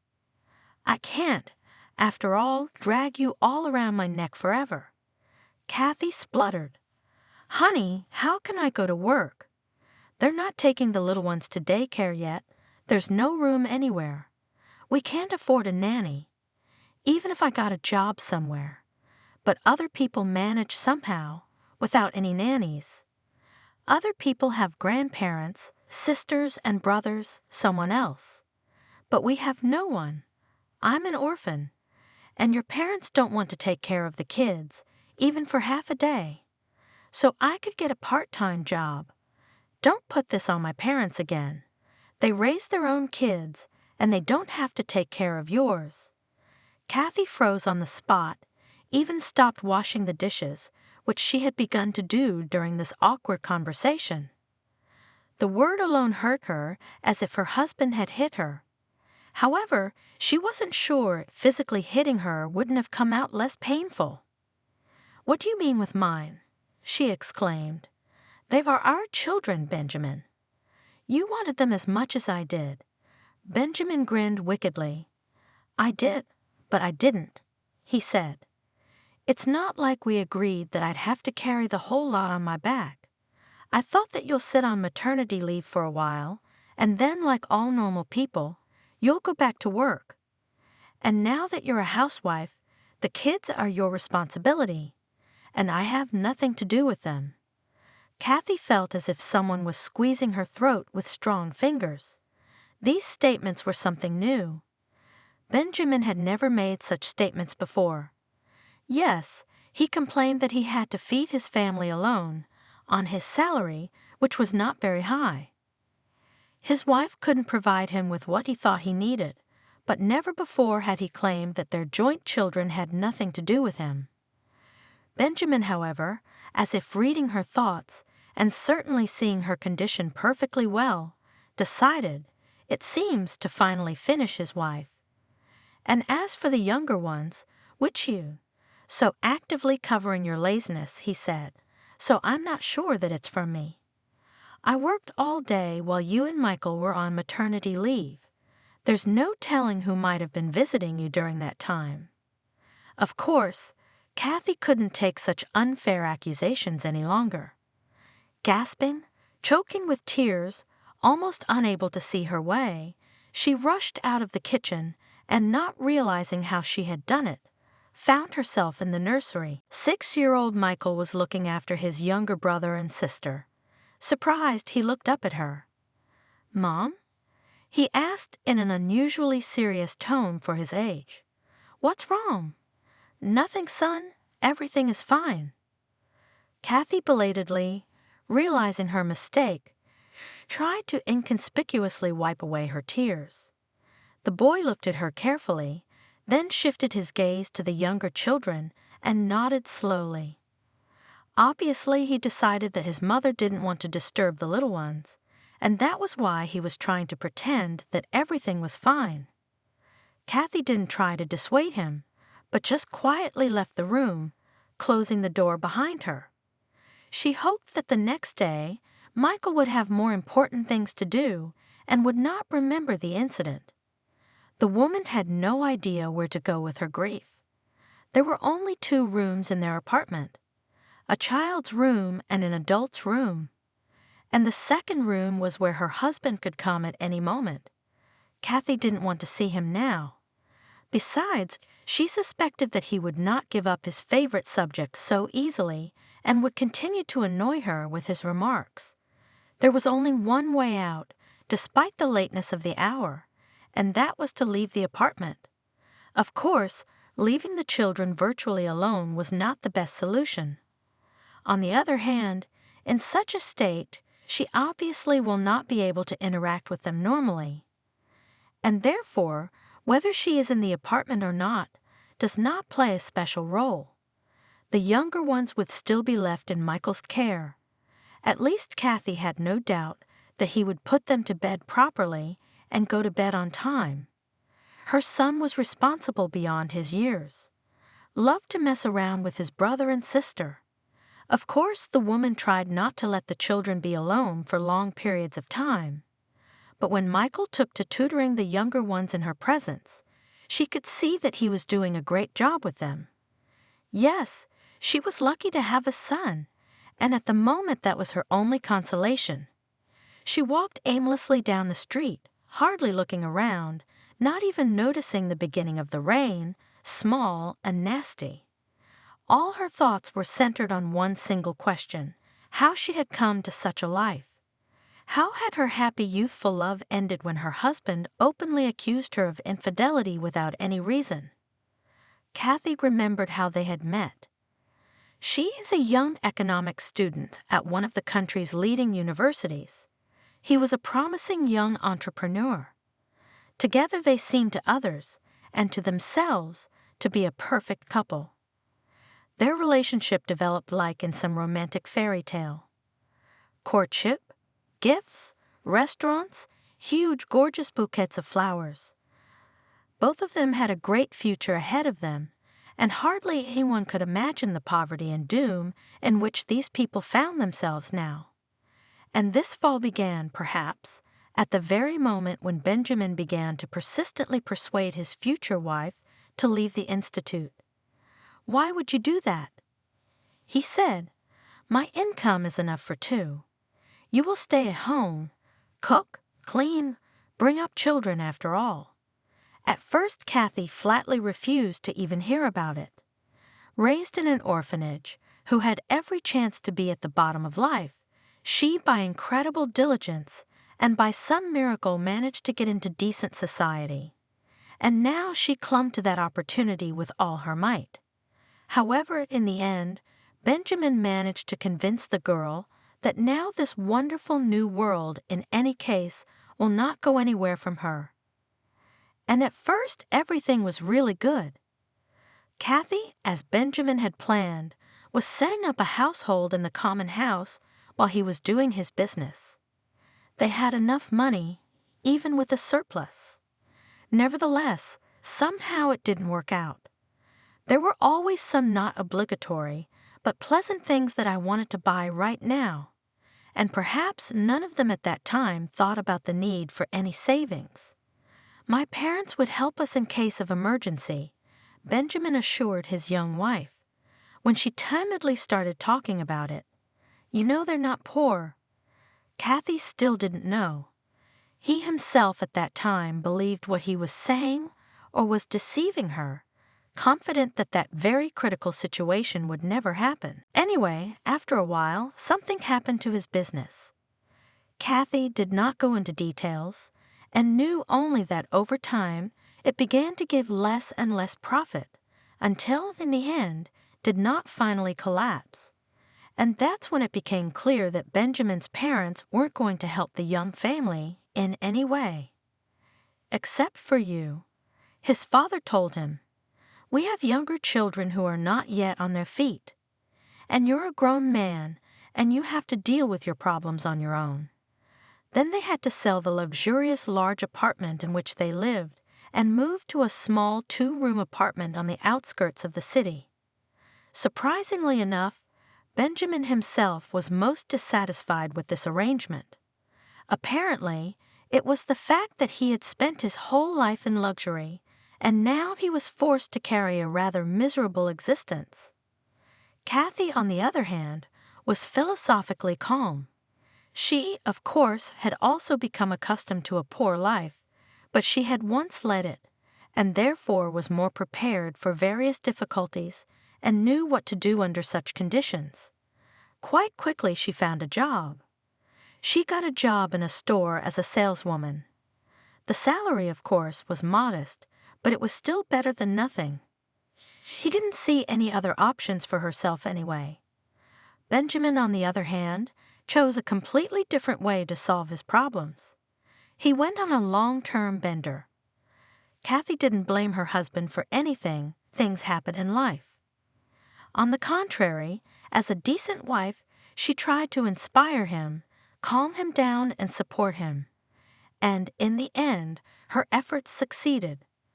Drinking Benjamin stopped and began to develop new ideas for business, which would allow their family to return to its former wealth and prosperity. However, with these ideas, always something did not go well, even if it was possible to save some initial amount and start a new business. Quite quickly, there were all sorts of difficulties that brought all Benjamin's efforts to naught. And the longer it went on, the more unbearable the man's character became. "I do not have enough money to fully realize my projects," he frankly told Kathy. "But what can I do, sweetheart?" she replied. "I'm already taking all the extra shifts I can. I work almost no weekends. I just don't have anywhere else to take the time to earn even more. Of course, if I'd finished college, it would have been much easier. But what's to be sorry about now? This situation should be a lesson to both of us. I need to finish my studies and find a normal job. Besides, like I said, I'll need to save up. But of course, that's just for when we get out off. How are we going to get out?" Her husband was indignant. "Well, to have more money." Shyly stammering Kathy, "You could get yourself some part-time work, even for half a day." "I don't have time for that." Benjamin was adamant. "In case you haven't noticed, while you're working for pennies, I'm trying to rebuild the business and get us back on track, and you're not helping me at all." "But I'm really doing the best I can." Kathy replied in surprise. "No." Her husband objected with obvious irritation in his voice. "Not everything. There's something you haven't done, even though I've repeatedly explained to you how important it is to me and to you. Honey, you seem to forget that even though I didn't get a full education, I studied economics for 2 years. What you're suggesting is absolutely insane. Maybe you'll finally start trusting me on things I know something about. You just don't believe in me," in a frustrated voice. Benjamin replied, "You think that if I've made mistakes once, I'll make them all the time and I'll never make them again."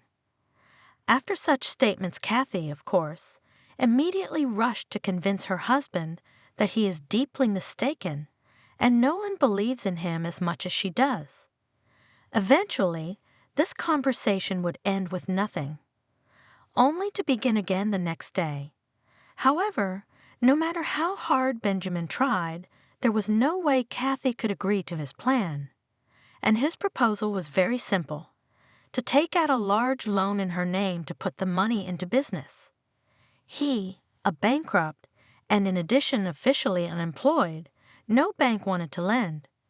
Therefore, he could not realize his idea without the help of his wife. Kathy urged him to think about how they would pay back the loan in case of another failure. She was absolutely sure that this was not the way to restore the former status, but to an even deeper hole, and to her luck, she did not give in to any persuasion from her husband. And then she got pregnant with Michael. And Benjamin had to leave all his business ideas and get a job to be able to feed his family, which was soon to become even bigger. Of course, he was not happy about this prospect, but both spouses were still sure that this situation was temporary. Kathy did not plan to stay on maternity leave for long and was going to go to work as soon as she got her son into nursery school. But this plan was not destined to come true either. There were no places in kindergartens, and pretty soon Kathy realized that there was nothing to dream about nursery schools. Well, if the term will come up in 3 or 4 years. And then it happened that she got pregnant again, just when she was 3 years old, and gave birth to 2 children. That's when Benjamin started to talk about her going back to work. She realized it herself. But how could she do that with 3 small children in her arms? Over time, her husband became more and more insistent, but the situation did not change, which eventually led to the ugly conflict that happened that unfortunate evening. That's what Kathy was thinking about. Wandering aimlessly in the darkness of the night through the streets of the neighborhood, which for so many years had become almost dear to her. Fortunately, although it was on the outskirts of the city, it was considered quite prosperous. Any crime was extremely rare here. Therefore, it was quite safe to move even at this late hour. However, that was the last thing on the woman's mind. Suddenly her attention was drawn to something strange. Kathy, immersed in her own unhappy thoughts and memories, did not even immediately realize what had alarmed her. It was as if a neon sign had flashed somewhere in her subconscious, informing her that something in the space around her was wrong. Snapping out of her own musings, the woman looked around and rather quickly discovered the cause of her vague unease. It was a little girl, the same age as her Michael. In her smart pink dress, she was sitting on the curb all by herself, gazing at the asphalt beneath her feet. Kathy raised her eyebrows in surprise. She'd never encountered street kids in her neighborhood, not begging, not just wandering the streets, especially at a time like this. Still, decent enough people lived here to let their kids out alone at night, and at the same time far from rich enough to have beggars interested in the neighborhood. Besides, the girl didn't look like a street kid or even just a child from a dysfunctional family. She was wearing nice and clean, obviously new clothes, and she behaved quite differently from what one would expect from little vagrants. The whole situation surprised Kathy. Surprisingly, it was unimportant, a background of sorts. In her mind, she realized all these details much later, when she was once again replaying this strange encounter in her head. Right now, she was only interested in one thing: a child on the street at night, which meant she was in potential danger. She had to give this girl all the help she could. With that in mind, she approached the child carefully, so as not to frighten her, and squatted down in front of her so that their faces were on the same level. Kathy spoke softly and affably. "Hello," she said. "What's your name?" "I don't know." The girl answered surprisingly calmly. "What is it?" Kathy was surprised. "It's like this. I probably knew it once, but I forgot. And who are your parents and where are they?" "I don't know. I don't remember," said the girl. "Do you remember anything at all?" cautiously inquired Kathy. This time the girl didn't say anything, just shook her head silently. The woman, however, was not satisfied with this answer. "But how did you get here?" "I came," the girl answered. "From where?" "From there." The child waved his hand indifferently, showing the direction. "And what was there?" "A forest or a park or something." "I don't know. I woke up there and didn't remember anything. I just went somewhere. And now I was tired, so I decided to sit." Kathy shook her head perplexed. She didn't like this whole situation, and she had no idea what she should do about it. Finally, after a while of silence and thought, she asked, "Are you hungry?" The girl nodded vigorously, signaling that she hadn't eaten in a long time. "Okay." Tiredly, Kathy sighed. "Come with me, I'll feed you, and you'll sleep in our apartment with my children. And in the morning we'll think about what to do with you. And for convenience, I'm gonna call you Molly for now. Do you mind?" "No." Quite indifferently answered the new Molly. Taking the girl's hand firmly, Kathy headed for home. All her own troubles and sorrows immediately went out of her mind. That was just the way she was. If someone needed help, Her own problems moved to the back of her mind. Especially unbearable for her as a mother was this situation with a neglected child who couldn't even remember his own name. When they reached the apartment without any accidents, it was already about 2 o'clock. All of Kathy's housemates, as she was immediately convinced, were sleeping peacefully in their beds. The woman was pricked by a vague resentment. None of them seemed to care where she was at this late hour. On the other hand, this state of affairs could not please her. Explaining to her children and her husband, especially her husband, where this girl had come from and why she was in their apartment, Kathy had no desire to do so. She quietly went to the kitchen, took out the remains of a modest dinner from the refrigerator, and fed the little waif. Once full, the girl began to yawn desperately. It was clear that Molly not only had not eaten for a long time, but also had not slept for a long time. Kathy decided to make a bed for her on the couch and settled down on the floor. Monstrously tired for the day, she fell asleep very quickly, forgetting to even set her alarm clock. As a rule, she got up before everyone else in the house. After all, she had to make breakfast, her husband had to get ready for work, and her oldest son had to go to school. Besides, she was the only one in the family who was a lark, and early rising for her was not only habitual, but also pleasant. But of course, that didn't extend to when she had to go to bed late under those circumstances. Waking up without an alarm clock proved to be extremely difficult. Naturally, Kathy overslept, and her awakening was not the most pleasant, for she awoke to someone shaking her roughly by the shoulder. When she opened her eyes, she saw Benjamin's angry face right in front of her. "I'm late for work," he exclaimed, noticing that his wife had opened her eyes. "Breakfast is not ready. You're still asleep, not in bed, but on the kitchen floor.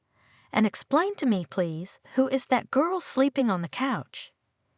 At first, Kathy didn't even realize which girl he was talking about. Then she remembered her night's adventures and tried to explain to Benjamin what was going on. He listened with a skeptical expression on his face. Then he said that Molly would be gone when he got home from work. Without breakfast, he left for work, leaving Kathy to come to her senses. However, even this luxury was beyond her reach. After only a few minutes, the woman realized that her husband probably hadn't bothered to simply wake Michael up, let alone getting him ready for school. And sure enough, the child was sleeping peacefully in his crib. If Benjamin was already late for work, it was time for Michael to leave the house. For the first time that morning, Kathy looked at her watch and clutched her head. Her son's first class was due to start in 10 minutes. Waking Michael up, she quickly made him a light breakfast and sent him off to class. It wasn't a long walk to school, and the boy could manage it on his own. However, Kathy realized that he would still be late, and that meant that he, and therefore she, would soon be in trouble. However, Kathy wasn't going to think about that right now, as she had other difficulties that required some immediate action. Fortunately, all the hurry that had taken place in the house during the previous half hour had not disturbed Molly's sound sleep. Her rescuer decided to wait until the girl woke up herself, and in the meantime to take care of her own small children and think about what she should do. The girl did not get up until 2 o'clock, and by this time Kathy had already developed a clear plan of action. It was just about time for a walk with the kids, and she decided, taking Molly with her, to stop by the nearest police station. After all, that's what law enforcement is for, to deal with cases like this. "So you found this girl on the street last night?" The officer on duty at the station asked her. "That's right. And she can't even remember her name?" "That's correct." Kathy confirmed it again. She didn't understand the point of this procedure. The woman had already told the whole story once. Then she told it again in a written statement.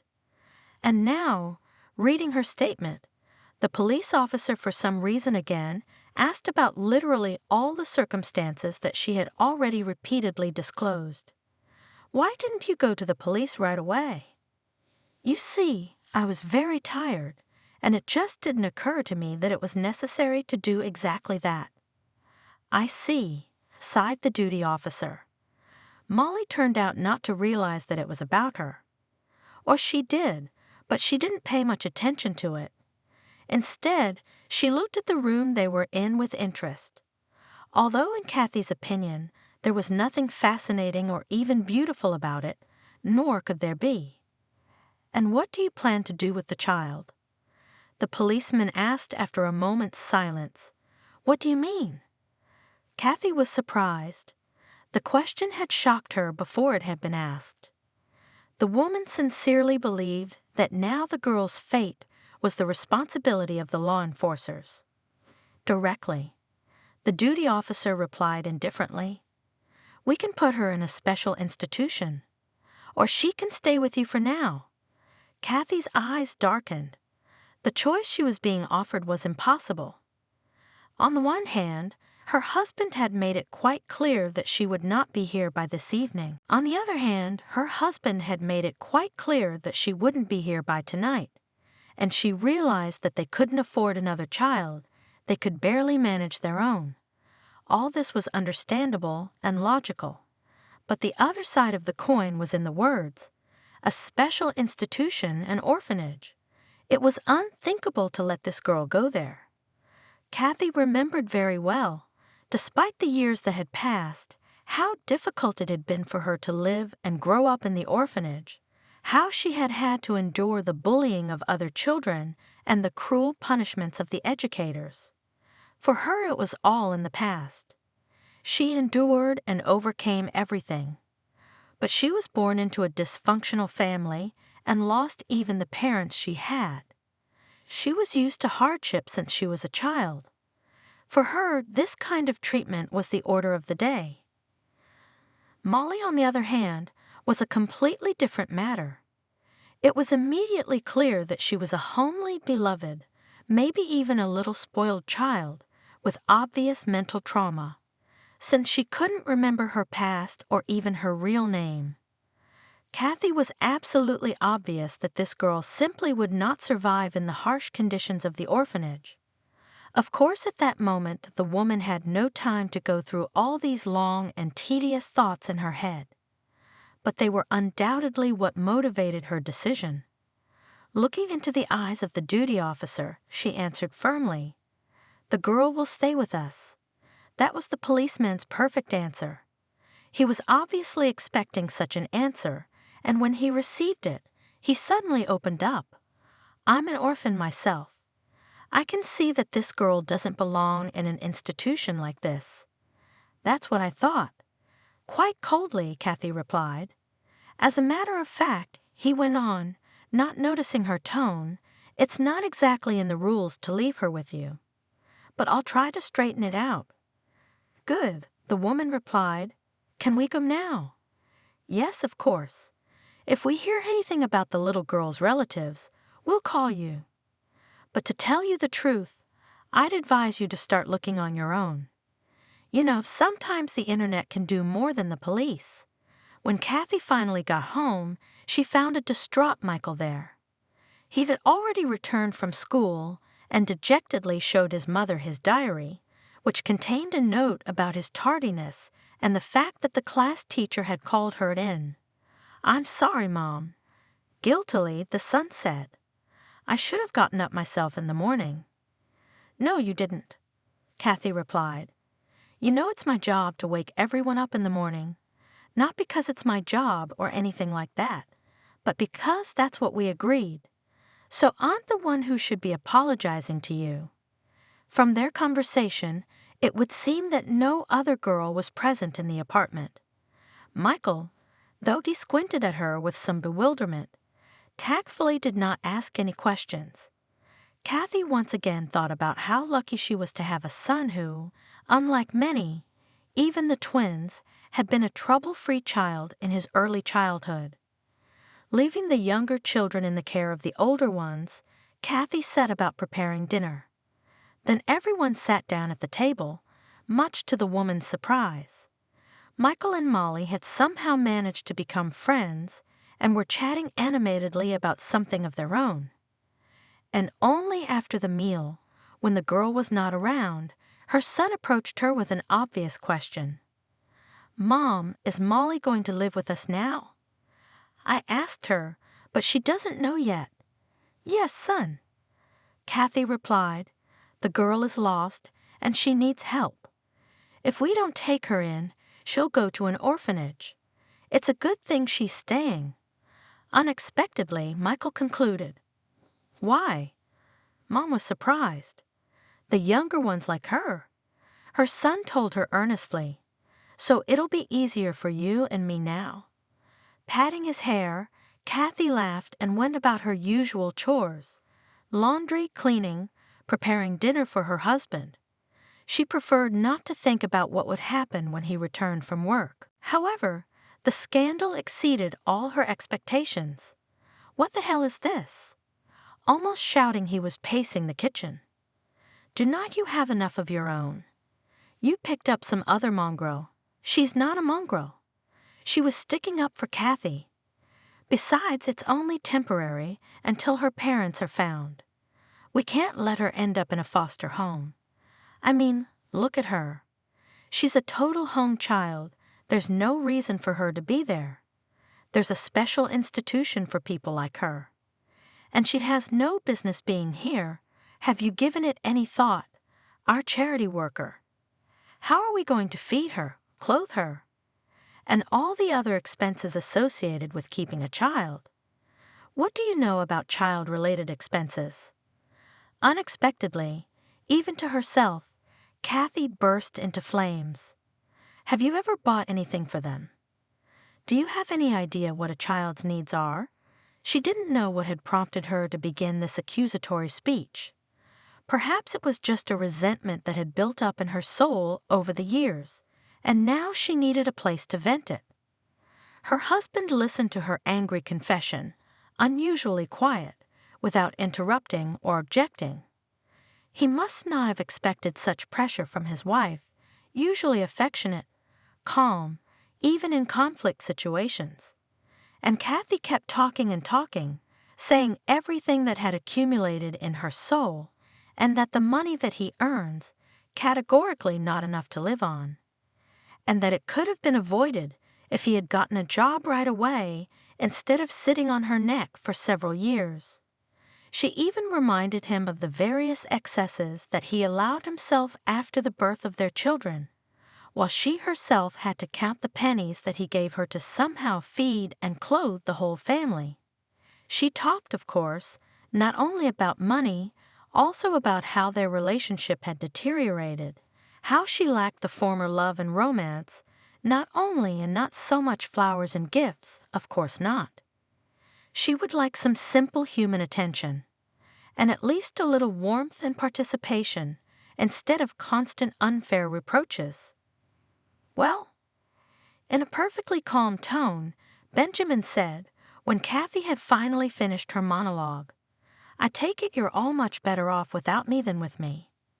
The ominous phrase hung in the air, and the man, without another word, took a large suitcase out of the closet in the room and began to pack his belongings into it.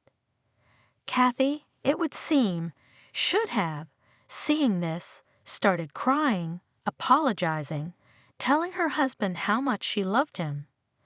Persuade him not to make any hasty decisions, and only some 2 days ago she would have done just that. But now she looked on with the equanimity that had ruined her. Benjamin was assembling at an emphatically leisurely pace and glanced occasionally at Kathy. Obviously, he expected the usual reaction from her too, and probably more intent on scaring the woman than actually going. If so, his plan didn't work, and once the suitcase was fully packed, there was nowhere to retreat to. "To hell with you!" He threw angrily to his wife and slammed the front door behind him. Kathy stood in the middle of the kitchen for a few more minutes, then waved goodbye and went into the nursery. There Molly and Michael did their best to calm the younger children, obviously frightened by the ugly scene in the kitchen. The older ones were as pale as chalk, but feeling responsible, they tried not to panic. The woman hugged all four of them tightly. "Is Daddy not coming back?" Michael finally asked. Kathy noted that there was not an ounce of regret or joy in his voice. In fact, he didn't really care whether Daddy came back or not. He was just clarifying the information. Of course he did.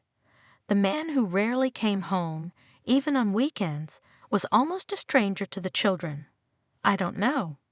She answered honestly. "Maybe he'll come back in a while." So they became a family of 5, 4 children, and Kathy herself. If at first she had feared that without her husband's help she would not be able to support such a horde of hungry mouths, she soon discovered that this was not the case. On the contrary, without constant scandals and ridiculous demands to live much easier and calmer. This was despite the fact that there was no money for household expenses. Benjamin allocated from his salary some very tiny amount, while the bulk of them Kathy paid from her maternity pay. It was getting close to the time when the former were due to expire, and that was a bit of a problem.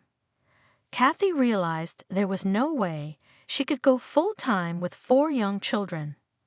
But suddenly, with Benjamin gone, she had the energy and time to slowly start looking for part-time options. And that's where a few happy accidents helped her. First, she got a call from the principal of a kindergarten, the enrollment line in which her children were waiting. Without saying anything specific on the phone, she persuasively asked Kathy as soon as possible to come to the institution for a personal conversation. "Hello," she began the meeting. "I understand that you have been waiting for a long time for your children to be able to enroll in our daycare center. So long that one of them has already managed to go to school." Kathy replied somewhat irritably. "I'll tell you a secret," the principal remarked. "By the time it's your turn, the younger ones will have already gone to school. Many are left without a garden. Unfortunately, we have many more children than places. And don't look at me like that. I didn't come up with this, and it's not in my power to change it." "Why did you call me?" "Just to tell me we don't stand a chance. On the contrary, I called you here to offer you a solution to this problem. You see, the nursery nurse quit a while ago. No one stays long, you know, and there's no way to find a new one. The remaining staff are knocked down and are also about to run away. So I thought I should offer this vacancy to someone who has been waiting for a long time. I'll be honest, it's a lot of work and the pay is low. But we can get your kids into an age-appropriate group right away. And why are you suggesting this to me?" Kathy asked suspiciously. "I don't even have a teaching degree. Surely there are more suitable candidates, but you have 3 children of your own. Believe me, in the job you have to do, that's more important.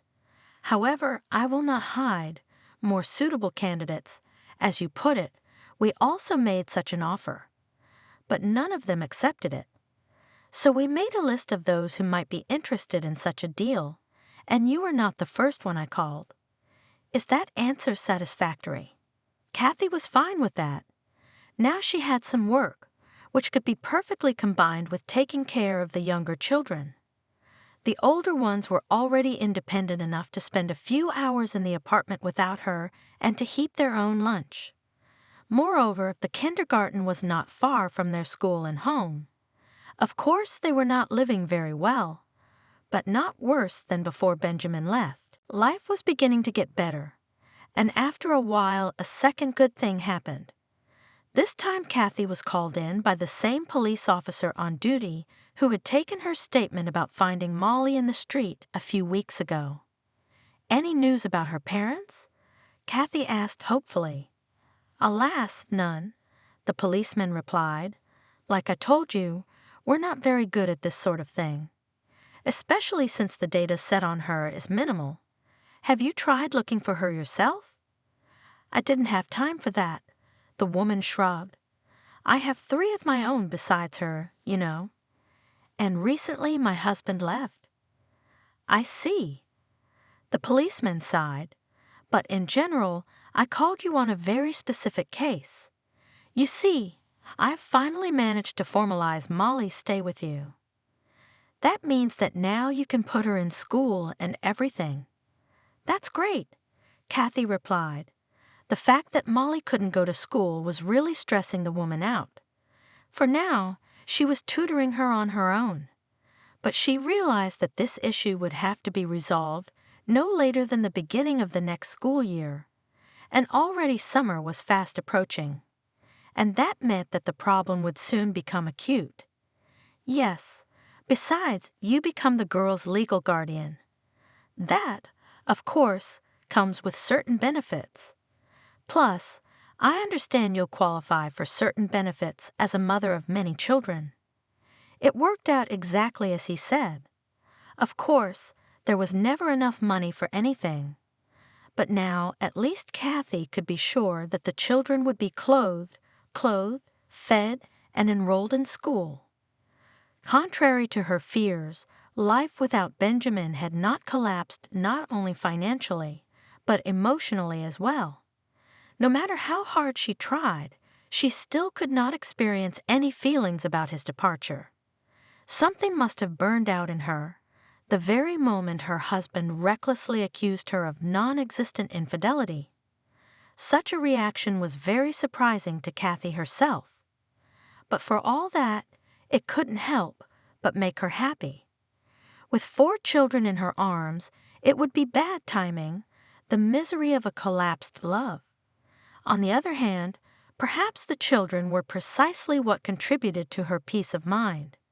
With all the cares, she had no time to indulge in sadness and despair. And so 2 more years passed. For the convenience of all family members, it was decided to conditionally divide the apartment into 2 halves, a male and a female. Molly and the younger Jenna moved into Kathy's room, where the adults used to live. Michael and his brother Mason stayed in his room.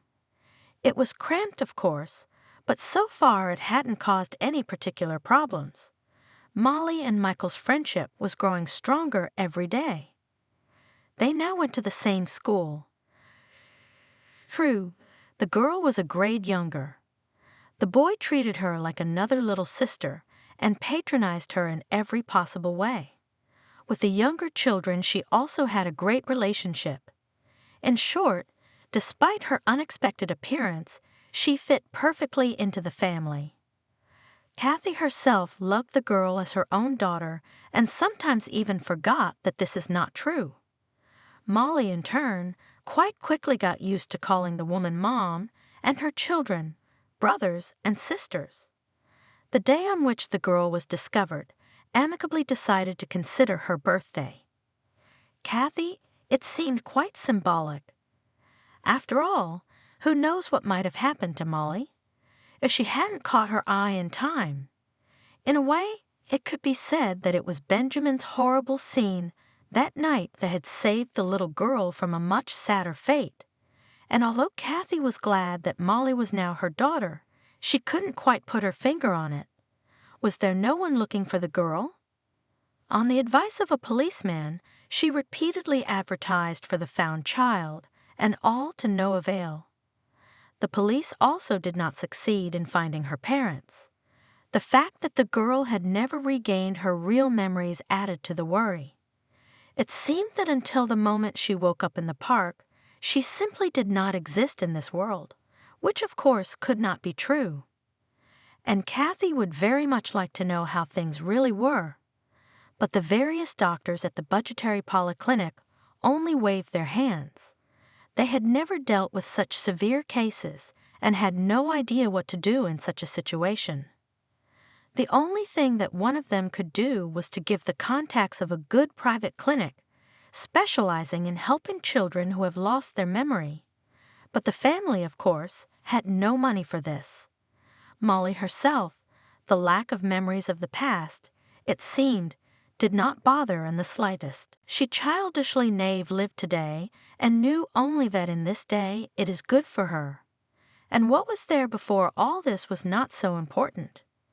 Kathy couldn't understand that either, and even envied her adopted daughter in some way. She herself at her age wanted to know who her parents were and why they were no longer with her.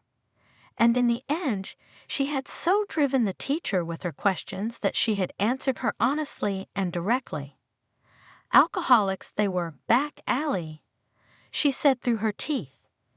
Unnecessary and useless, like you yourself. Then they died, and you fell on our heads. You got what you wanted. Are you happy? Now go scrub the toilets. It's your turn. Remembering this episode, Kathy sometimes thought that maybe it was a good thing that Molly had no interest in her past. On the other hand, when the woman found her, she didn't look at all like a kid who'd had a lot of bad luck in this life. Quite the opposite. And it often occurred to her that it might have been much more comfortable and pleasant for the girl to live with her own family than with them. However, one way or another, Kathy could not change anything in this situation, although she made every effort to do so.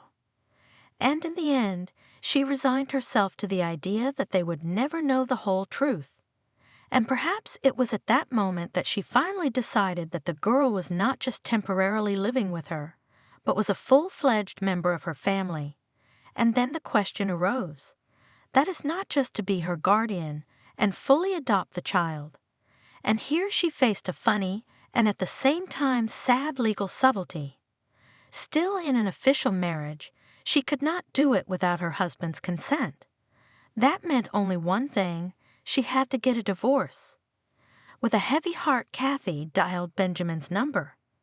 She didn't want to talk to the man, and she would have been much more willing to do it through the courts, but such a process would take much longer. And the woman hoped that her husband, with whom she had had no contact whatsoever for 2 years, would simply agree to peacefully file a complaint and go their separate ways, not just virtually, but officially. Kathy, she heard Benjamin's affectionate voice in the receiver. I'm so glad you finally called me.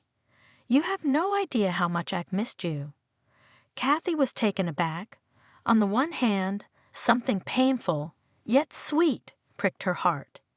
It was exactly the tone he'd spoken to her in before, even before all the horror that had happened to them.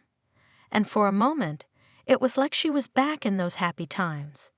For another, it sounded extreme, inappropriate now. I know you miss me too, and you'll make the right decision in the end. Benjamin continued inspiringly. You can't just leave your husband because of some street girl. You're calling to tell me that this problem has been resolved, and I can come back, aren't you? All the happy memories are gone. With the last phrase, her husband vividly reminded Kathy of the reason why, when he left, she was not even very upset about it, and she answered in the coldest possible tone. Benjamin, I'm calling to ask you for a divorce. So you got yourself a new man. His voice immediately lost all its affection. That was fast, I'll give you that. I have not found anyone, and in general, it is none of your business exactly since you left me alone with 4 children in my arms. Like you said, we got along just fine without you. And now I'd like to settle this last technicality. I did not leave you. The husband said indignantly, I just couldn't stay in the same apartment with that girl, and I wasn't in a position to carry another child, so I got out of your life until you solved this problem. Believe me, I've solved all my problems except the one I'm calling you about. Let's end this useless conversation. Benjamin, I don't need you or my kids anymore. Oh well, now there was real rage in his voice. In that case, sue me. I won't give you a divorce, but I suggest you think twice before you do it. And for example, remember that the apartment you and I bought in marriage, it's a jointly acquired property. And now I have to live with my parents, who aren't too keen on having me here. Do you see where I'm going with this? And with those words he hung up. Kathy could not believe what she had heard. Would he really not give her a divorce? In fact, he threatened to take away her and the children's only corner of the house if she did. Could it really be true? That romantic, loving young man she'd once married, but she had nowhere to retreat. After a few more attempts to peacefully negotiate with her husband, she realized it was all useless. Either she gets rid of Molly and Benjamin comes home, or divorce through the court with division of the apartment. He wouldn't hear of any other options. "I realize you still need time to come to your senses," he said in one of those conversations, "and I'm not in any hurry to make a decision. But since you deign to talk to me, keep in mind that I'm waiting for it, for your decision. And even my patience isn't unlimited." Kathy herself didn't want to drag this whole thing out, maintaining a status of sorts. It was clear that it was impossible to hang this issue indefinitely. It was necessary to solve it right now. After all, Molly's formal adoption was also a kind of formality. Like this divorce, it was true. But what if, for example, she wants to remarry? In the end, Kathy made up her mind after all and applied to the court. Before doing so, she did one thing. She tried to explain to the children in terms they could understand that their living conditions could soon become even worse than they were before, and at least for a while they would all have to live in a one-room apartment. To her surprise and delight, everyone was sympathetic to the decision. Benjamin kept his word and really tried to sue for the part of the apartment that belonged to him. However, unexpectedly, the court rejected his claim. The judge cited the fact that all their children live in the apartment with their mother. In addition, there is also the only place of residence of another child. Therefore, it is impossible to divide the apartment in any way, unless if part of the children's hapless father will take to his upbringing. There was an ominous silence in the hall. The children were too young to have their opinions and desires taken into account by the court. Consequently, at this point everything depended on Benjamin's answer. For a few minutes he looked triumphantly at his former wife. She understood that he didn't want children, but for the sake of jangling his nerves, he might agree to the proposal, and then they will face many months of new trials, fighting for the children, which of course he will lose. But all of this will take away Kathy's time and money, not to mention 1 million nerve cells. However, the husband apparently decided that he did not need these problems at all either. So he agreed to let the children stay with their mother. But in this case, he is entitled to compensation in the amount of the market value of his half of the apartment. The court agreed. However, taking into account Kathy's small income and the number of her dependents, she had to pay this money in small amounts over many years. Not that this decision satisfied either side. Nevertheless, it was the only possible compromise. In Kathy's family, this state of affairs was considered an absolute victory. The children, however she had prepared them, appeared terrified of the legal process, especially the prospect of being separated and forced to live with a father the younger ones didn't even remember. And now that it was all behind them, the boys were jubilant. Besides, being a completely free woman and Molly's longtime guardian, Kathy, though not without difficulty, was able to get the girl officially adopted. This was the occasion for a big celebration by their standards. Inexpensive but tasty cake from the store and a trip to the amusement park were to be its indispensable attributes.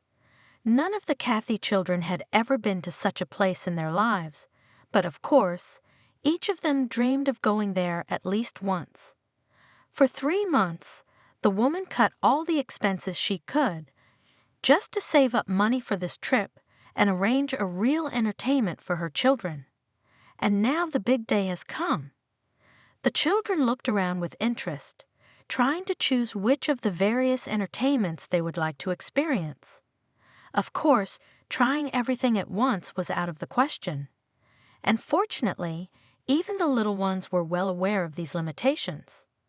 Only Molly, the usual, noisy and cheerful one, behaved in a peculiarly quiet way.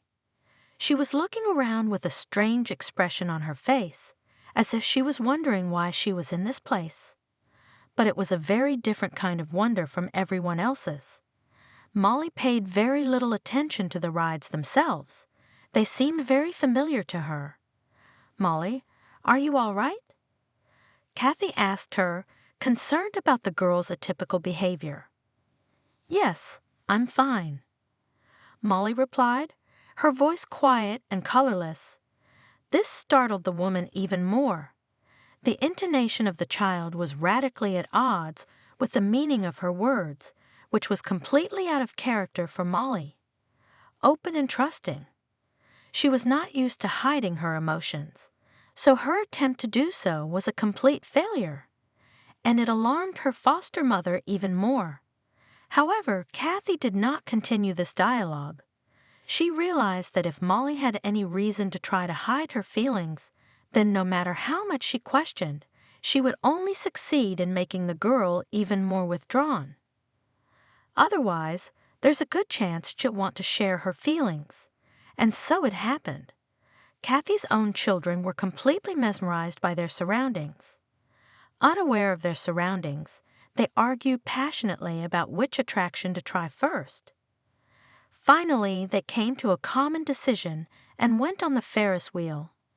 Molly unexpectedly refused to go with them, citing fear of heights. No one tried to talk her out of it. She and Kathy sat down on a bench, from which they had a good view of the wheel's cabin, in which the others sat, all the way to the Ferris wheel. An awkward silence reigned for a while. Then the girl interrupted it with a phrase that her foster parent least expected to hear. "Mom, you just don't get angry with me." She started and stopped halfway through, trying to see Kathy's reaction in her eyes. "Have I ever been angry with you?" Kathy replied in surprise. "No," Molly said, embarrassed. "But you can now." "Why, sunshine." "What's wrong? You see, ever since we came to this park, I feel like I know it. Like I've been here before. Maybe you have. It's not like I've." She shut down again. Kathy felt a sense of joyous anticipation. Could it be that memories were beginning to return to the girl? Could it be that her real parents had actually taken her to this particular park, or just a similar one? And now the surroundings are helping her regain her memory. Why should I be angry about this? What, if anything, if I remember everything in my childhood and those other parents? So what's wrong with that? Because then we'd know exactly what happened to you. Maybe we could even find those people and tell them that you're okay. But then they'd probably want to take me away," Molly exclaimed, almost terrified. "It won't be that easy." Kathy tried to reassure her. "You'll be 9 years old soon, maybe more." "We don't even know that for sure. You've seen for yourself recently that a trial isn't a quick process. There's no way around it. Once you're 10, you can decide what kind of family you want to live with. And then maybe you'll like your birth parents better than me."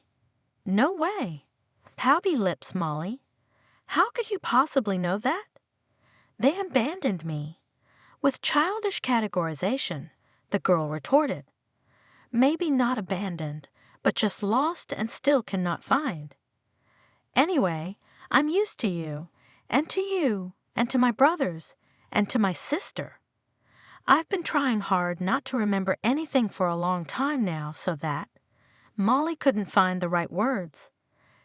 Kathy understood her perfectly well enough not to be faced with this impossible choice. After all, she probably loved her real parents too, and if she remembered them, the feelings might return. But her new family was already practically her own. "Listen," as gently as possible, Kathy said. "You may think there are only 2 options, but there are many more. If we happen to find your real parents, you don't have to say goodbye to us forever. You can visit us, play with your brothers and sister, and do it quite often. I'm sure whoever these people are, they love you. And once they realize it's better for you, they won't stop you from doing it. Molly rounded her eyes. It seemed that such an option did not occur to her at all, but now her thoughts flowed in that direction. And the girl calmed down a little, realizing that everything is not as hopeless as she imagined it. Unfortunately, Kathy could not say the same about herself. She was not at all sure of the justice of her own soothing words. It is not known how long the conversation would have continued, or where it would have led in the end, had it not been interrupted, rather unceremoniously. A man dressed in the uniform of an amusement park employee approached them. He had a broom in his hands and did not look the most welcoming. Nevertheless, when he spoke, his words sounded polite and without any aggression. "Hello.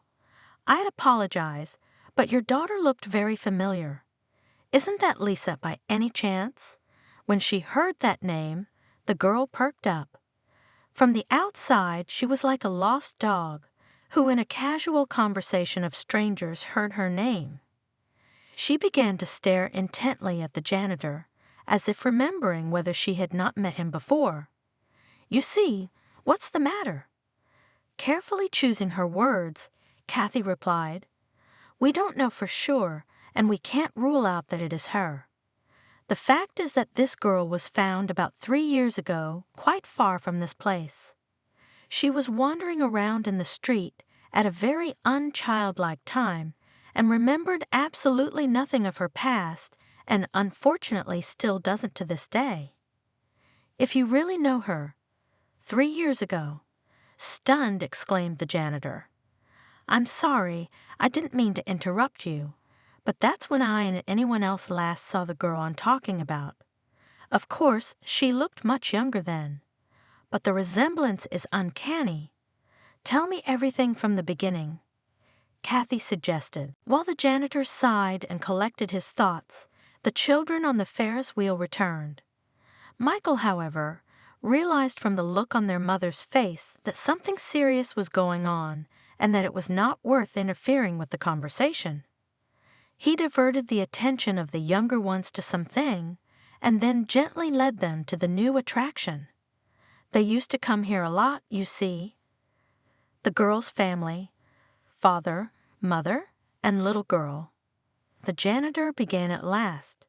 They used to come here almost every week, and then they disappeared. But I didn't think much of it at the time. Maybe they found another park they liked better, or something. That's when the amusement arcades started sprouting up all over the city like mushrooms after a rainstorm. And then what? Molly asked, listening to him as if mesmerized. And then I saw an ad in the paper that the girl was missing. The parents offered a lot of money for any information about her whereabouts, but as I understand it, they never found her. Do you have, I don't know, a copy of that paper? With a mixture of fear and hope, Kathy asked. There's no newspaper left. The janitor replied, but if you are interested in the contacts of these people, I kept them just in case. What if I see or hear something?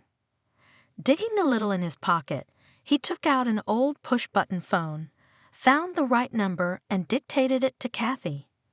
Wouldn't it be nice if you were Lisa? He said one last thing to Molly. Her parents, as far as I could see, were very fond of her. Both Molly and Kathy returned home in a strangely agitated state. Perhaps the solution to the mystery that had plagued them, both for 3 years now, was right in their hands. But neither of them knew where its discovery would lead. The shrewd Michael, of course, noticed that something was amiss, but he didn't ask any questions.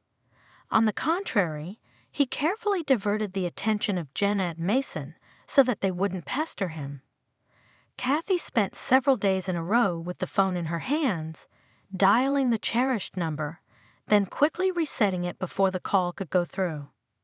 It wasn't even that she was afraid of what she might find out. It was just that she had no idea how to start this difficult conversation. But at some point, gathering her strength, she did take that decisive step into the unknown. "Hello. What can I do for you?" After a few beeps, a pleasant male voice answered her. "Hello," said Kathy. Then she exhaled sharply and continued. "My name is Kathy. I'm calling about your daughter who went missing about 3 years ago." "What?" The polite, neutrally friendly tone of the caller changed immediately.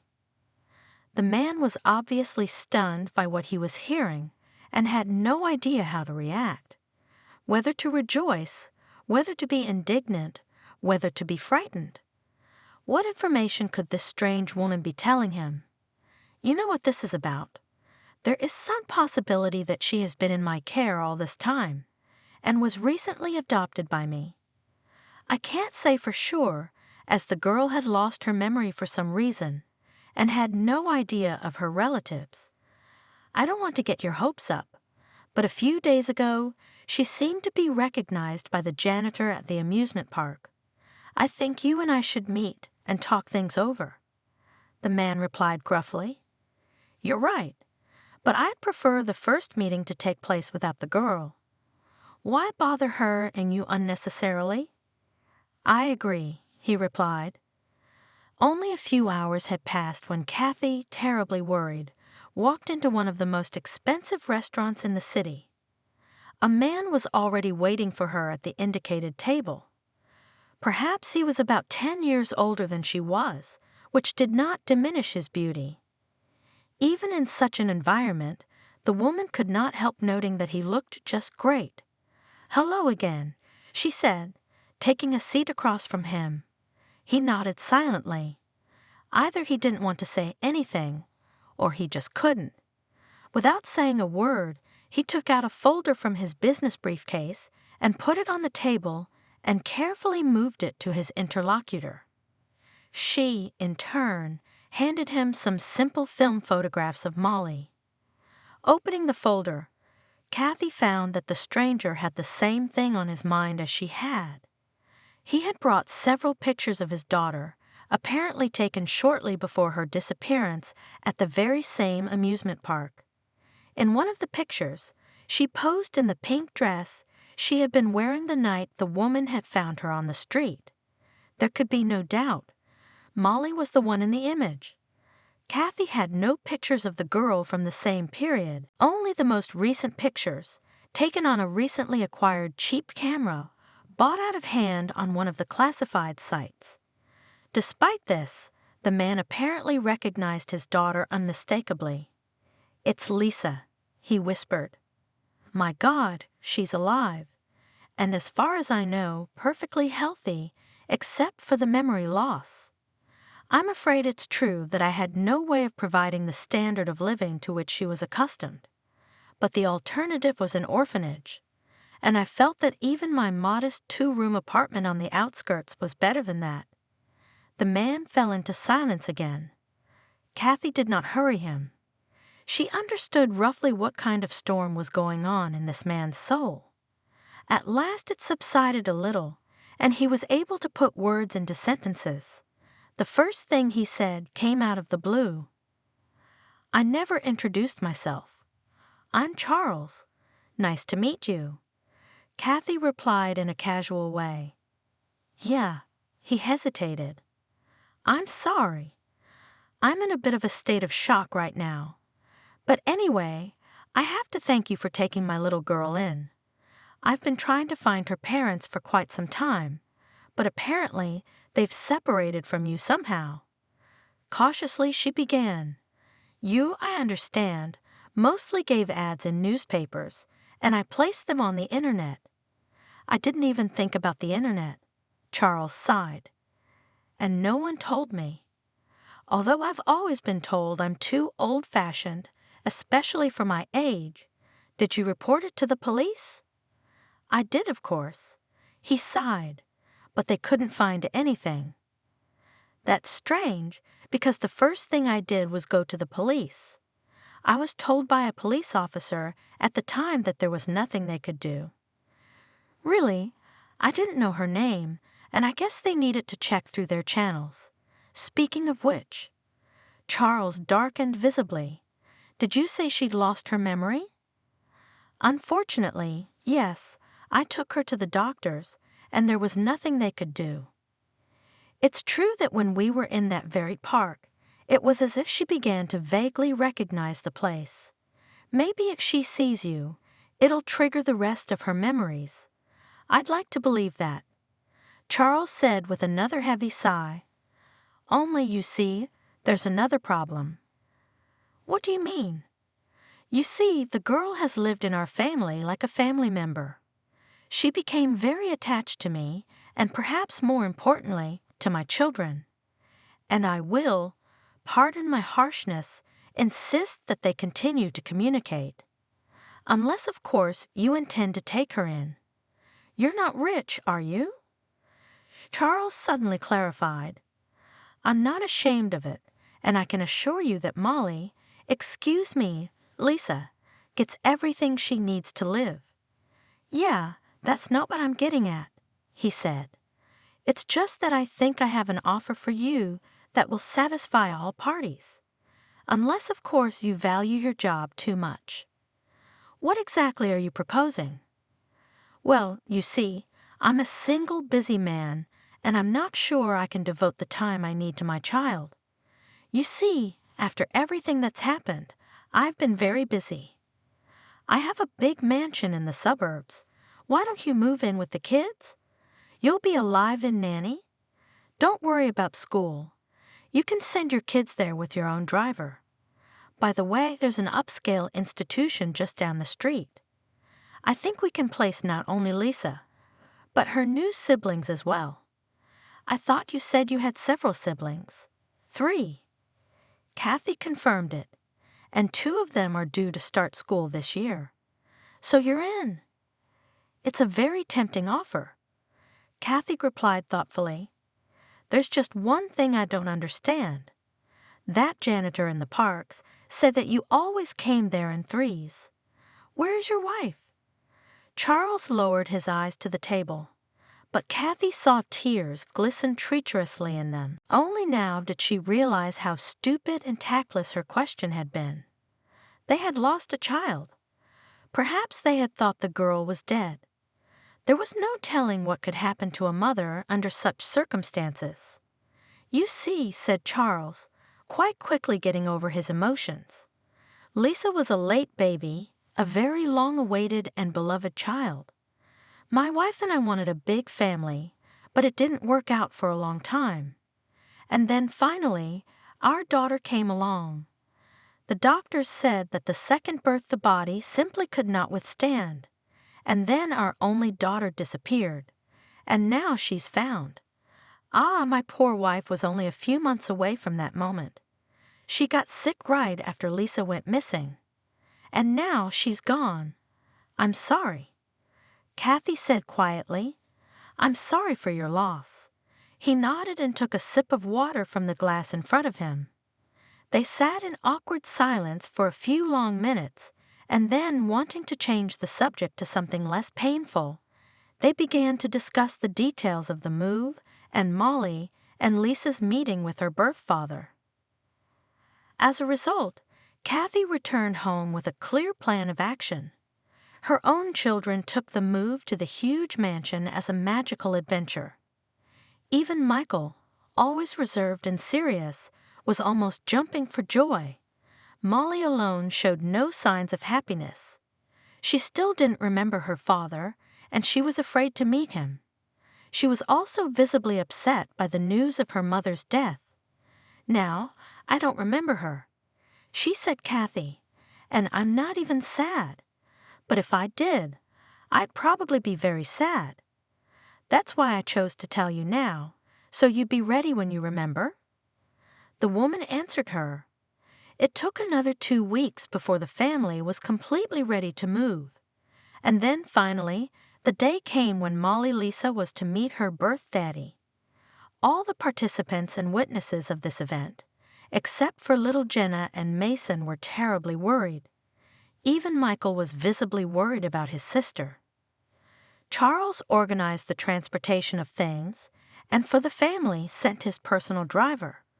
All along the way, the girl was on pins and needles, fidgeting, bouncing, and unable to concentrate on anything. However, when they drove out of town, she suddenly froze, looking out the window, as if recognizing the scenery flying outside. As soon as the car pulled up to the mansion, she shrieked loudly.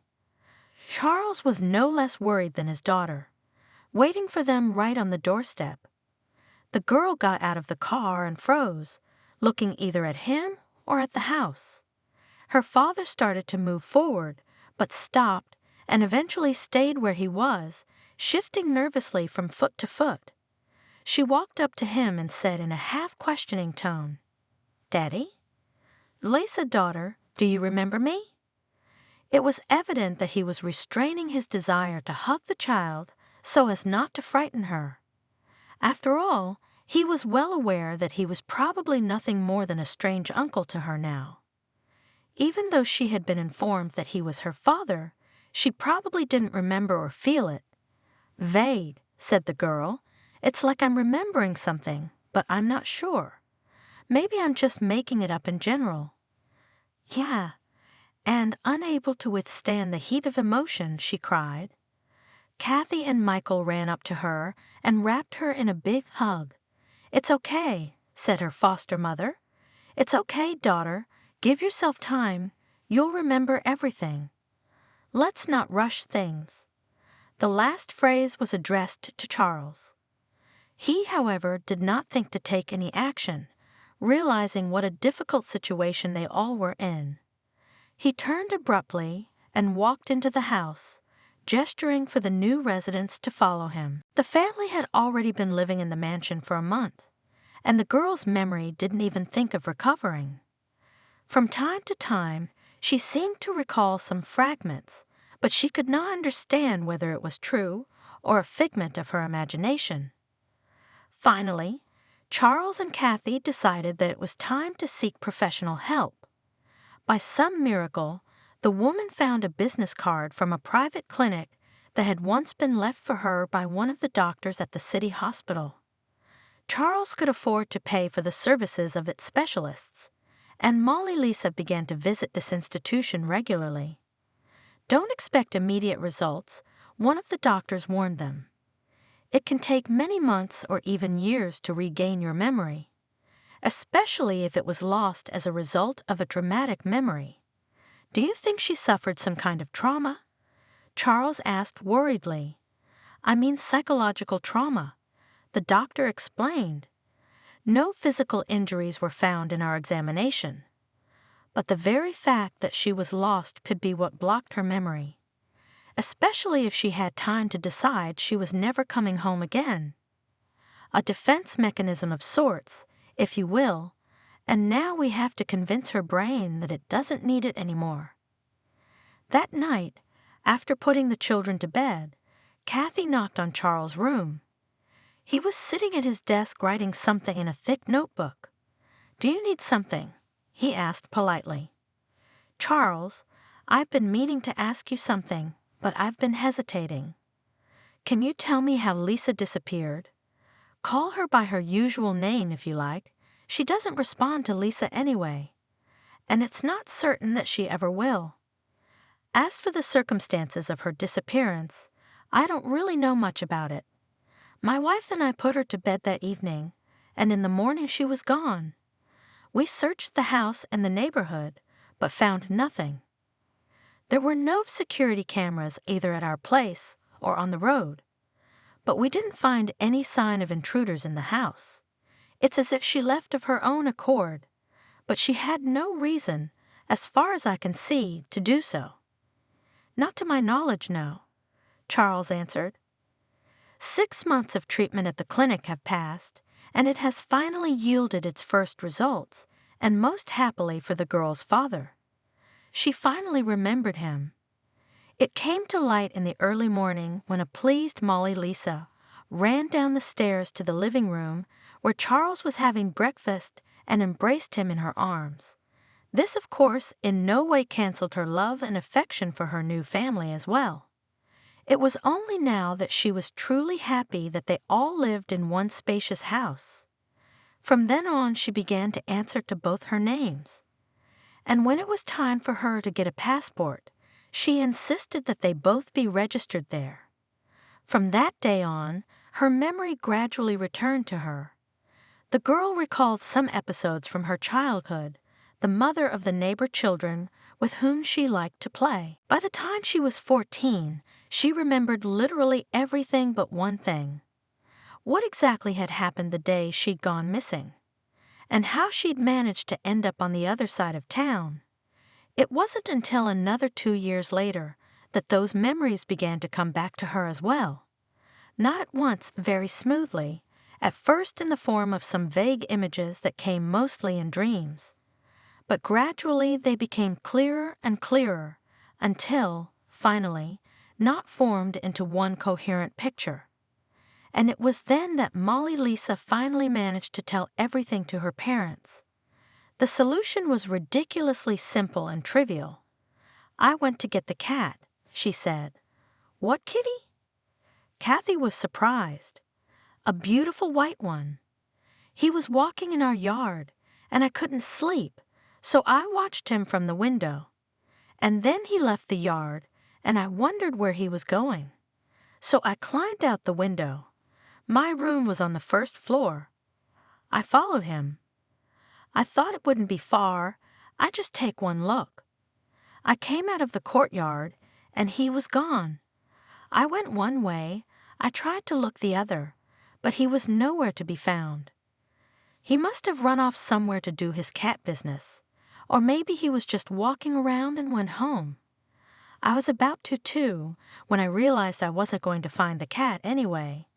So you just got lost." Charles was surprised. "Yeah, that's how it works. And apparently, trying to get back, I started walking farther and farther away from home. By morning, I reached the city. I was cold, of course, tired and hungry. I figured I could take a bus. I've seen them around here. And I went the wrong way, of course. And to tell you the truth, it was probably the wrong bus. So I walked around the city for a few days and got to the other end of it, where, as I understand it, no one thought to look for me. I didn't sleep the whole time. I was afraid. But at some point my body couldn't take it, and I fell asleep right on a bench in the park. And when I woke up, I didn't remember anything. I went wherever I was going, and then my mom met me. That's the whole story." Around the same time that Molly Lisa's memories returned, Charles and Kathy decided to get married. Living in the same house, they became very close and found quite a few common interests. And Kathy's own children had long perceived her new husband as their father. He responded to them in the same way. Kathy fulfilled her childhood dream. Again entered the Institute at the Faculty of Economics and graduated with a red diploma. After that, her husband was happy to hire her at his company. The woman sold her second apartment and paid off Benjamin for his half of the living space. So they lived as a big, friendly family in a huge mansion, which was now theirs in common. As a memento of her adventures, Molly Lisa brought a huge white cat from somewhere. The street animal required a long course of treatment.